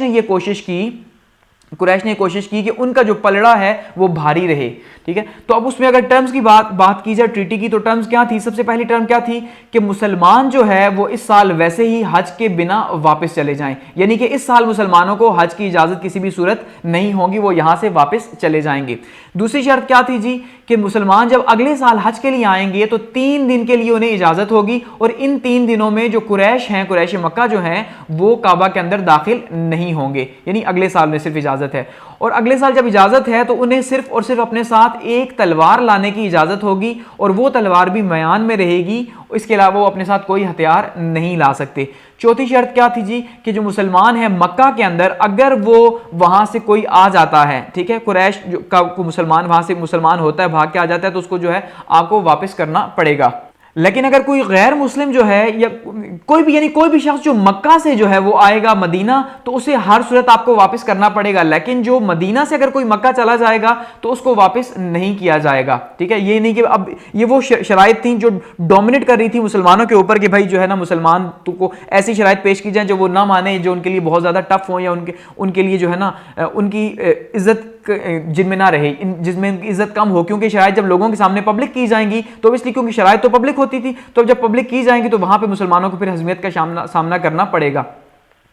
छठी शर्त थी कि 10 साल तक ये ट्रीटी रहेगी और 10 साल तक हम कोई जंग नहीं करेंगे और जितने भी अरब ट्राइब्स हैं वो आपस में अलायंसेस बना सकते हैं 7वीं शर्त के थ्रू। और ये शर्त जो है यही असल में बहुत इंपॉर्टेंट शर्त बनी, क्योंकि इस शर्त के थ्रू हमने देखा कि इसके बाद जो है फतह मक्का हुई कि इसमें क्या हुआ, शर्त क्या थी कि अरब जो कबीले हैं, अब अरब कबीले मदीना के अंदर भी रहते हैं और मक्का के अंदर भी रहते हैं, तो अब मदीने के अंदर या मक्का के अंदर जो भी कबीले रहते हैं तो अरब, इसका मतलब यह है कि अगर कोई मदीने का कबीला, ठीक है, किसी मक्का के कबीले के साथ अलायंस बनाना चाहता है उसे इजाजत होगी। इस तरह से कोई मक्का का कबीला मदीना के कबीला के साथ अलायंस बनाना चाहता है तो उसे भी इजाजत होगी। यानी इससे पहले जो एक ताल्लुक कट चुका था, बिल्कुल कंप्लीटली खत्म हो चुका था कि भाई ये मुसलमान होकर मदीना हिजरत कर चुके थे, अब वो ताल्लुक दोबारा से बहाल हो गया। ठीक है, हालांकि इन्होंने अपना फायदा सोचा लेकिन ये मुसलमानों के लिए बहुत ज्यादा इंपॉर्टेंट था। अब इस पे सहाबा का रिएक्शन जो है वो बहुत सख्त किस्म का था। सहाबा ने इसको नापसंद किया शुरू में कि भाई इसमें तो ऐसी टर्म्स शामिल की गई हैं जो कि मुसलमानों की तज़हीक कर रही हैं और इनको जो है ना मुसलमान तो इसमें जो है बहुत ज़्यादा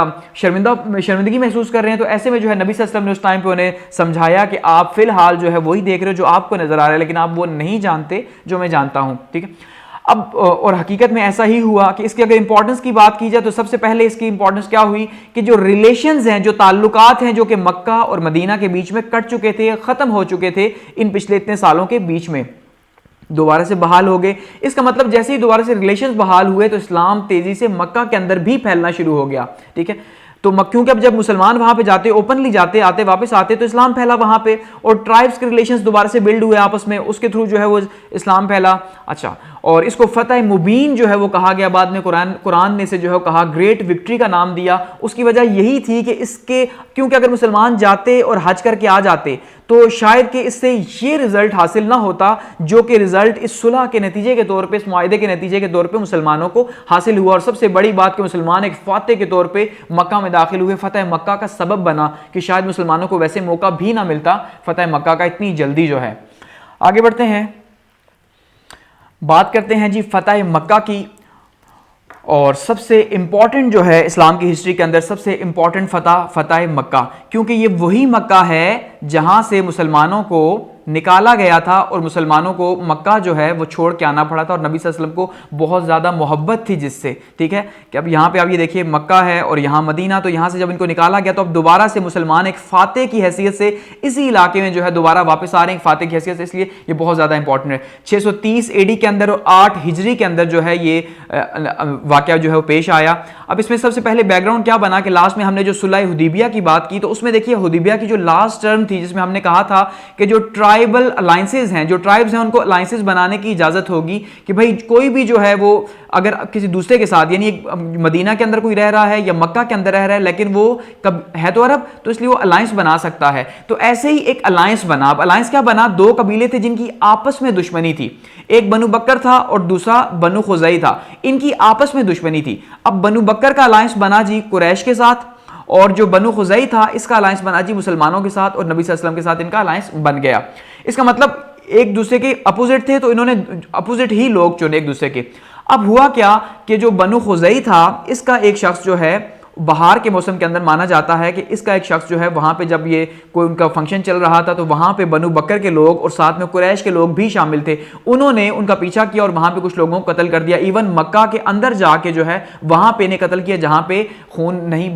जहां खून बहाने पे इजाजत नहीं है, तो ऐसे मक्का के अंदर जा कत्ल किया। ऐसे में क्या हुआ, आमिर इब्न सलीम अल खुज़ई जो है ये बनु खुज़ई से ये मुसलमानों के पास आए और नबी सल्लल्लाहु अलैहि वसल्लम के पास आके बताया कि भाई देखिए हमारा आपके साथ अलायंस था और आपने कहा था कि हमारी प्रोटेक्शन करेंगे, तो अब हमारा जो शख्स है वो कत्ल हो चुका है और वो भी मक्का के अंदर, तो अब आपको जो है अपना रोल प्ले करना चाहिए। तो ऐसे में नबी सल्लल्लाहु अलैहि वसल्लम ने क्या किया जी, उन्हें पूरे का पूरा एतमाद दिया कि हम जो है उनसे पूछेंगे। आपने नबी सल्लल्लाहु अलैहि वसल्लम ने कुरैश को कहलवा भिजवाया कि भाई जो है आप अपना इसका खून बहा दो, तो कुरैश ने क्या किया, उसको रिजेक्ट कर दिया, नबी सल्लल्लाहु अलैहि वसल्लम की इस बात को रिजेक्ट कर दिया। और नबी सल्लल्लाहु अलैहि वसल्लम ने यानी कि उनको 3 ऑप्शंस दिए थे, जिनमें से एक ये था कि अगर आप ये खून बहा नहीं दोगे तो नतीजे के तौर पे जो सुलह हुदैबिया है ये टूट जाएगी, क्योंकि हुदैबिया में आपने क्या कहा था कि 10 साल तक जंग नहीं होगी और दूसरा इस तरह के कोई भी कत्ल नहीं होगा, अगर होगा तो उसका जवाबदेह होंगे आप, तो अब हुआ है तो आपको जवाबदेह होना चाहिए। लेकिन अगर आप ऐसा नहीं मानेंगे तो हम सुलह हुदैबिया जो है उसको खत्म समझेंगे, जिसमें आपने कहा 10 साल तक जंग नहीं हो सकती तो हम आपसे जंग करेंगे।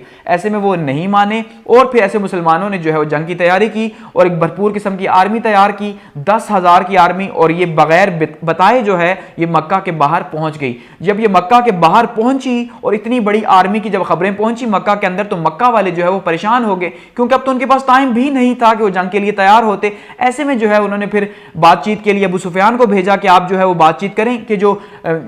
कबीलों का मसला चला आ रहा है हम इसका खून बहा देने के लिए तैयार हैं। लेकिन ऐसे में ये निगोशिएशंस फेल हो गई, क्योंकि नबी सल्लल्लाहु अलैहि वसल्लम ने जो है वो बात नहीं की। फिर उसके बाद हज़रत अबू बकर के पास गया अबू सुफियान और उनसे रिक्वेस्ट की, लेकिन हज़रत अबू बकर भी जो है वो नहीं माने। लेकिन इतना नबी सल्लल्लाहु अलैहि वसल्लम ने भरम रखा अबू सुफियान का, ठीक है, और ये वही अबू सुफियान था जिसने मुसलमानों को इतनी तकलीफें दी, लेकिन आप देख लें बाद में इतना भरम रखा कि भाई अगर आपके घर जो है वो कोई आ जाएगा, ठीक है, तो हम उसे अमान देंगे। यानी वो लोग जिनको अमान दी गई मक्का के अंदर, फतेह मक्का के अंदर में से एक हज़रत अबू सुफियान का घर भी जो है वो शामिल था, तो इन्हें इतना जो है वो रिस्पेक्ट दी गई। उसके बाद जब नबी सल्लल्लाहु अलैहि वसल्लम शहर में एक फातह की हैसियत से दाखिल हुए तो हर साइड पे खौफ था, हर साइड पे डर था कि अब क्या होगा। ये नीचे आप देखिए मक्का, तो ये वही मक्का है जहां से निकाला गया था। तो अब नबी सल्लल्लाहु अलैहि वसल्लम को निकाला गया तो एक फातह की हैसियत से हुए तो हर कोई डरा हुआ है कि अब नबी सल्लल्लाहु अलैहि वसल्लम उनके साथ क्या करेंगे, क्योंकि ये वो मक्का वाले थे या वो कुरैश थे जिन्होंने कोई कसर नहीं छोड़ी थी नबी सल्लल्लाहु अलैहि वसल्लम को तकलीफ पहुंचाने के लिए, कोई कसर, हर तरह की अजियतें मुसलमानों को दी थी। तो इसलिए अब ये सोच रहे थे कि मुसलमान या नबी सल्लल्लाहु अलैहि वसल्लम के साथ वही सलूक करेंगे जो इन्होंने जो है वो नबी सल्लल्लाहु अलैहि वसल्लम के साथ उस टाइम पे किया था। लेकिन ऐसा नहीं हुआ और नबी सल्लल्लाहु अलैहि वसल्लम ने ऐलान किया कि आज जो है वो आम माफी का दिन है, आज जो है माफी का दिन है और हर एक को माफी है। किस कंडीशन के ऊपर? हर उस शख्स को माफी है जो अबू सुफियान के घर चला जाए, हर उस शख्स को माफी है जो अपने घर के दरवाजे बंद कर ले। घर के दरवाजे बंद करने का मतलब क्या है कि वो लड़ाई नहीं करेगा। और हर उस शख्स को माफी है जो काबा में चला जाए और उसे अमान मिल जाएगा। तो इसका मतलब वहां पे सबको जो है वो एक अमान मिला। गो कि कुछ जो है वो छोटी छोटी लड़ाइयां हुई, कुछ जगहों पे कुछ साहबों के बीच में छोटे छोटे जो है वो आपस में एक इश्यूज बने, तो वहां पे जो है ना मक्का के मौके लड़ाई हुई, लेकिन कोई मेजर वॉर नहीं हुई। और इस तरह से फतेह मक्का भी जो है उसमें नबी सल्लल्लाहु अलैहि वसल्लम का ज़र्फ देखा मक्का वालों ने, और बहुत बड़ी तादाद में मक्का वाले मुसलमान हो गए कि ये वही हैं जिनको हमने इतनी तकलीफ पहुंचाई, लेकिन अगेंस्ट में इन्होंने हमारे साथ क्या किया। ठीक है, तो आम माफी का दिन था और ये बहुत ही ग्रेट विक्ट्री थी मुसलमानों के लिए, जो कि 10 साल के बाद जो है वो हिजरत के 8 सालों के बाद जो है वो मुमकिन हुई। ठीक है, और नबी सल्लल्लाहु अलैहि वसल्लम खाना काबा में गए और वहां पे जो बुत थे उन सब बुतों को तोड़ दिया और उठा के फेंक दिया बाहर, और इस तरह से जो है वो खाना काबा को पाक कर दिया इबादत के लिए। ठीक है, तो इस तरह वो जो सिलसिला शुरू हुआ था 610 से, और उसके बाद आप देख लिए कि उसके बाद 630 पे आके जो है दोबारा से 610 में नबी सल्लल्लाहु अलैहि वसल्लम मक्का के अंदर ही जो है वो खुफिया तौर पे उन्होंने जो है जब नबूवत का ऐलान हुआ था तो उन्होंने क्या किया, खुफिया तौर पे यहाँ पे इस्लाम को फैलाना शुरू किया था। लेकिन आज वो जो है वो सबके सामने खड़े होकर यहाँ पे जो है वो ऐलान कर रहे हैं और सारे के सारे जो है उनके सर झुके हुए हैं। तो एक बहुत शानदार मौका था। आगे बढ़ते हैं, बात करते हैं जी ग़ज़वा हुनैन की, कि ग़ज़वा हुनैन जो है वो किस तरह से हुआ। अब देखिए ग़ज़वा हुनैन भी जो है वो फतेह मक्का भी 8 हिजरी को हुई, और ग़ज़वा हुनैन भी जो है वो 10 शवाल और 8 हिजरी को ही हुआ। अब ग़ज़वा हुनैन में अगर हम बैकग्राउंड्स का देखिए तो सबसे पहले क्या हुआ कि ग़ज़वा हुनैन की वजह क्या बनी कि जब मुसलमानों ने जो है वो मक्का को फतह किया, तो फतह मक्का में क्या हुआ कि अब ये जो दो कबीले थे यहाँ पे, जो दो ट्राइब्स यहाँ पे थे, एक हवाज़न था और दूसरा सकीफ था, इन दोनों को अपने ऊपर बहुत ज़्यादा गुरूर था, बहुत ज़्यादा तकब्बुर था अपने ऊपर। इस बात का गुरूर था कि भाई हम जो है बहुत ज़बरदस्त किस्म की वॉर लड़ते हैं और हमारा मुकाबला कोई नहीं कर सकता। और इस जिद में आ गए कि भाई देखो मक्का वाले भी जो है वो हार गए, इसका मतलब अब जो है यहाँ पे कोई बचा है अनडिफीटेबल तो वो हम ही हैं। तो इस गुरूर में उन्होंने जंग की तैयारियां शुरू कर दी फतेह मक्का के बाद। ऐसे मुसलमानों ने जो है नबी सल्लल्लाहु अलैहि वसल्लम ने 12,000 का एक लश्कर जो है वो तैयार किया और जंग की तैयारी हुई। और ये जो वैली ऑफ हुनैन है यहाँ पे जो है ये जंग लड़ी गई, जिस वजह से ग़ज़वा हुनैन से कहा जाता है। अब हुआ ये कि मुसलमान जब जो है वो वहां पे पहुंचे तो वो पहले से ही जो है अपनी जो है वो जगह ले चुके थे। तो जैसे ही मुसलमान जो है यहाँ पे पहुंचे तो उन्होंने तीरों की बरसात कर दी, और ऐसे में मुसलमानों को बहुत ज्यादा जो है नुकसान भी हुआ, बहुत ज्यादा शहादतें भी हुई, और बहुत से मुसलमानों के पांव भी जो है वो उखड़ गए उन तीरों के नतीजे के तौर पे। लेकिन नबी सल्लल्लाहु अलैहि वसल्लम वहां पे डटे रहे, और एट द एंड जो है वो फिर अल्लाह ताला की मदद हासिल हुई और दुश्मन को जो है वो शिकस्त का सामना करना पड़ा। ठीक है, फिर ऐसे में क्या हुआ कि जो सकीफ ट्राइब था जो कि बहुत ज्यादा मगरूर था, तो वो वहां से भाग गया। वो वहां से भागा और यसरफ फोर्ट के अंदर आके जो है यसरफ का जो किला था वहां पे आके जो है उस किला के अंदर उसने पनाह ले ली। मुसलमानों ने उसका पीछा किया और तकरीबन 20 दिन तक जो है उस किले का मुहासरा मुसलमानों की तरफ से जारी रहा। और उसके बाद अब आप अंदाजा कीजिए रहमतुल लिल आलमीन की रहमत का, नबी सल्लल्लाहु अलैहि वसल्लम का, कि 20 दिन तक मुहासरा रहा। अब उसके बाद होना क्या था कि गुस्सा होना चाहिए था, और गुस्से में होना यह चाहिए था कि अब जब वो उनके पास कुछ नहीं बचा, क्योंकि वो पहले से यहां पे महसूर नहीं थे बल्कि भाग के आए थे, तो इसका मतलब उनकी तैयारी तो थी नहीं कि उन्होंने इतने दिनों के लिए वहां खाना पीना उनके पास मौजूद होता। कि अगर पहले से मौजूद होते तो इसका मतलब वहां से वो तैयारी करके रखते। उन्होंने तो पहले ये सोचा हुआ था कि हम जीत जाएंगे, लेकिन उनको शिकस्त हुई, यहां पहुंचे। तो ऐसे में नबी सल्लल्लाहु अलैहि वसल्लम को इस बात का अंदाजा था कि वहां पे वो बहुत ज्यादा तकलीफ में है, अजियत में है। तो नबी सल्लल्लाहु अलैहि वसल्लम ने जो है वो उनके लिए एक मैसेज भेजा और एक रिक्वेस्ट भेजी कि देखिए आप तकलीफ में हैं, हम ये जानते हैं, और अब आप जीत नहीं सकते, इसलिए हम आपके साथ जंग नहीं करेंगे, आप मान जाएं। जब नबी सल्लल्लाहु अलैहि वसल्लम का ये रवैया देखा उन्होंने, ठीक है, एक तो मुसलमानों को इसमें कामयाबी तो नसीब हुई, लेकिन बहुत से लोग मुसलमान भी हो गए कि भाई ये तो जंग में भी जो है दुश्मन के साथ इस तरह से करते हैं, तो ये रवैया रहा। तो इस तरह ग़ज़वा हुनैन में मुसलमानों को कामयाबी नसीब हुई। उसके बाद बात करते हैं ग़ज़वा तबूक की, जो कि 631 के अंदर लड़ा गया नबी सल्लल्लाहु अलैहि वसल्लम की रहलत से 1 साल पहले। ठीक है, और 9 हिजरी में जो है ग़ज़वा तबूक जो है ये लड़ी गई। अब ग़ज़वा तबूक की वजूहात क्या बनी? अब उसमें सबसे पहले जी ग़ज़वा तबूक उस इलाके में लड़ी गई, यहाँ अगर आप मैप देखिए तो ये है तबूक का इलाका, ठीक है, लेकिन एक्चुअली में ये उस टाइम पे शाम का इलाका था ये पूरे का पूरा, और यहाँ पे जो है वो कंट्रोल था रोमन एम्पायर का। तो रोमन एम्पायर का यहाँ पे भी और यहाँ पे भी रोमन एम्पायर का उस टाइम पे कंट्रोल था, और ये एरिया इस टाइम पे मुसलमानों के अब कंट्रोल में आ चुके थे। अब ऐसे में क्या है जी, रोमन एम्पायर में उसका उस टाइम पे सीजर जो है वो उनका हुक्मरान था। तो नबी सल्लल्लाहु अलैहि वसल्लम ने क्या किया जी, फतह मक्का के बाद वहां पे डेलीगेशंस भेजे, उससे पहले भी भेजे, उसके बाद भी भेजे, वहां पे डेलीगेशंस भेजे जो ईसाई थे, उन ईसाइयों के लिए कि भाई वो वफ्द जो है उसने जाके क्या करना था, उसने वहां पे उनको इस्लाम की दावत देनी थी। लेकिन उन्होंने जो है इस गुस्से में, इस प्राउड में कि भाई हम रोमन एम्पायर के साथ हैं, हम तो बहुत ज्यादा पावरफुल हैं और तुम लोग कौन हो, और इस तरह से मतलब इस तरह की बातें की, और नतीजे के तौर पे उन डेलीगेशंस को कत्ल कर दिया और सिर्फ एक सहाबी वहां से जान बचा के अपनी वापस आए और वापस आके नबी सल्लल्लाहु अलैहि वसल्लम को यह हाल बताया। और दूसरी साइड पे इराक में भी ऐसा ही किया गया। तो इसका मतलब जब ये हालात जब पता चले तो नबी सल्लल्लाहु अलैहि वसल्लम ने जो है 3000 का एक लश्कर जो है वो भेजा 8 हिजरी में, और ऐसे में जो है मुसलमानों को यहाँ पे फतह हुई। गो कि मुसलमानों को यहाँ पे काफी टफ जो है वो मुकाबला भी करना पड़ा, लेकिन मुसलमानों को यहाँ पे फतह होगी। तो ये जो जंग थी इसको कहा गया जंग मोता, ठीक है। अब ये जो जंगी मोता थी ये एक्चुअली में गज़वा तबूक से पहले हुई, और ये गज़वा तबूक का एक बायस बनी, एक कॉज बनी। तो आप इसको सेपरेटली भी कह सकते हैं गज़वा मोता, और आप इसको एक कॉज भी शामिल कर सकते हैं, किसका, गज़वा तबूक का। तो ये गज़वा मोता जो है यहां पे हुई। उसके बाद क्या हुआ, मुसलमानों को जब गज़वा मोता के अंदर यहां पे कामयाबी हासिल हो गई तो मुसलमान जब वापस आ गए, फिर एक खबर फैली। खबर क्या फैली कि जो सीजर है उसने गुस्से में जो है वो जंग की तैयारी शुरू कर दी, और तकरीबन माना यह जाता था कि 40 लाख की फौज जो है उसने बॉर्डर के ऊपर जो है वो डिप्लॉय कर दी है। किसके ऊपर, शाम के बॉर्डर के ऊपर। तो शाम के बॉर्डर के ऊपर, इसका मतलब ये यहां पे ये एरिया तो मुसलमानों का है, तो यहां पे वो था, तो यहां पे बॉर्डर के ऊपर 40 लाख की फौज जो है उसको डिप्लॉय किया गया। किस लिए किया गया, कि मुसलमानों से मुकाबला किया जाए। ये खबर जब पहुंची, गो कि ये अफवाह थी लेकिन ये पहुंची, तो मुसलमानों ने भी तैयारी की और 30,000 की फौज जो है वो तैयार हुई, और 30,000 की फौज जो है तबूक के लिए रवाना होगी। इसमें गो कि बहुत से लोग जो हैं वो बहुत मुतजलजल भी हुए, जो मुसलमान, जो नए नए मुसलमान हुए थे खास करके, क्योंकि देखिए मुसलमानों की आर्मी की तादाद 3,000 हो गई। तो अब इतनी बड़ी आर्मी भी थी, तो उसमें बहुत से मुसलमान ऐसे थे जो नए मुसलमान थे, जो कि अभी अभी मुसलमान हुए थे। तो इस्लाम के जो फंडामेंटल प्रिंसिपल्स उनके ऊपर वो इतना ज्यादा जमे हुए नहीं थे, तो वो छोड़ गए मुसलमानों का साथ कि भाई वो रोमन एम्पायर है, उससे मुकाबला कैसे होगा, इतनी बड़ी फौज, ये वो, इस तरह की कॉन्स्पिरेसीज फैलाई गई। तो बहुत से मुसलमान जो उनके दिल टूटे भी और उन्होंने छोड़ा भी। लेकिन खैर जब मुसलमान वहां पहुंचे तो पता ये चला कि वहां पे तो कोई आर्मी नहीं बॉर्डर के ऊपर। तो अब यहाँ पे एक तो ये कहा जाता है कि एक तो ये कॉन्स्पिरेसी थी और ये अफवाह थी कि यहाँ पे कोई आर्मी थी ही नहीं। दूसरा ये माना जाता है कि जो सीजर था उसने खुद ही फौज को जो है वहां से हटा दिया, क्योंकि उसने फौज को इसलिए हटाया कि जब उसे ये जान चुका था कि 3,000 मुसलमानों ने इतना ज्यादा नुकसान पहुंचाया मोता के अंदर उसके फौजियों को, तो अब 30,000 कितना पहुंचाएंगे। गो कि अब ये दोनों जो है आरा मौजूद है यहाँ पे। तो नबी सल्लल्लाहु अलैहि वसल्लम वहां पे फिर भी उसके बावजूद जो है 20 दिन वहां पे रुके, और 20 दिन वहां पे रुक के तो उसके बाद जो है उन्होंने फिर जितने भी वो कबीले थे इराक और शाम के यहाँ बॉर्डर के ऊपर, उन्होंने जो है वो नबी सल्लल्लाहु अलैहि वसल्लम और इस्लाम को जो है वो मान लिया, ठीक है। और उन्होंने जो है जिजिया देना जो है वो तय हुआ कि भाई हम टैक्स जो है आपको पे करेंगे और आपके अंडर जो है हम रहेंगे, मानेंगे। और इस तरह से मुसलमान जो है फिर वहां से फाते के तौर पर वापस आए, ठीक है। तो ये इस तरह यहाँ पे ये भी एंड हो गया। आगे बढ़ते हैं और लास्ट में हमारे पास आता है जी खुतबा हज्जतुल विदा, द लास्ट एड्रेस। नबी सल्लल्लाहु अलैहि वसल्लम का आखिरी खुतबा 632 में अपनी वफात के साल जो नबी सल्लल्लाहु अलैहि वसल्लम ने दिया, ठीक है।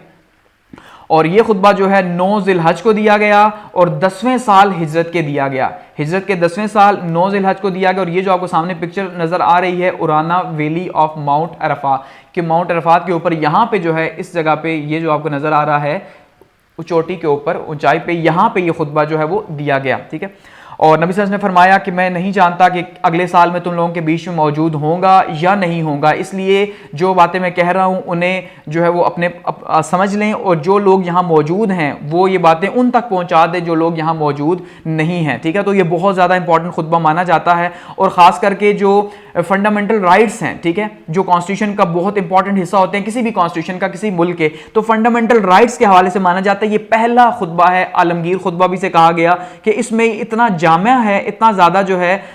इसके अंदर लिक्वेंस शामिल है कि भाई हर एक जो है हर एक इसको अडॉप्ट करता है। यानी इवन यहाँ तक कहा जाता है जो मैग्ना कार्टा है या बाकी जो अमेरिकन कॉन्स्टिट्यूशन है उसके अंदर जो है इसको शामिल किया गया, जो फंडामेंटल राइट्स हैं, तो इनको जब नबी सल्लल्लाहु अलैहि वसल्लम जो आखिरी खुतबा दिया उसमें शामिल किया जाता है।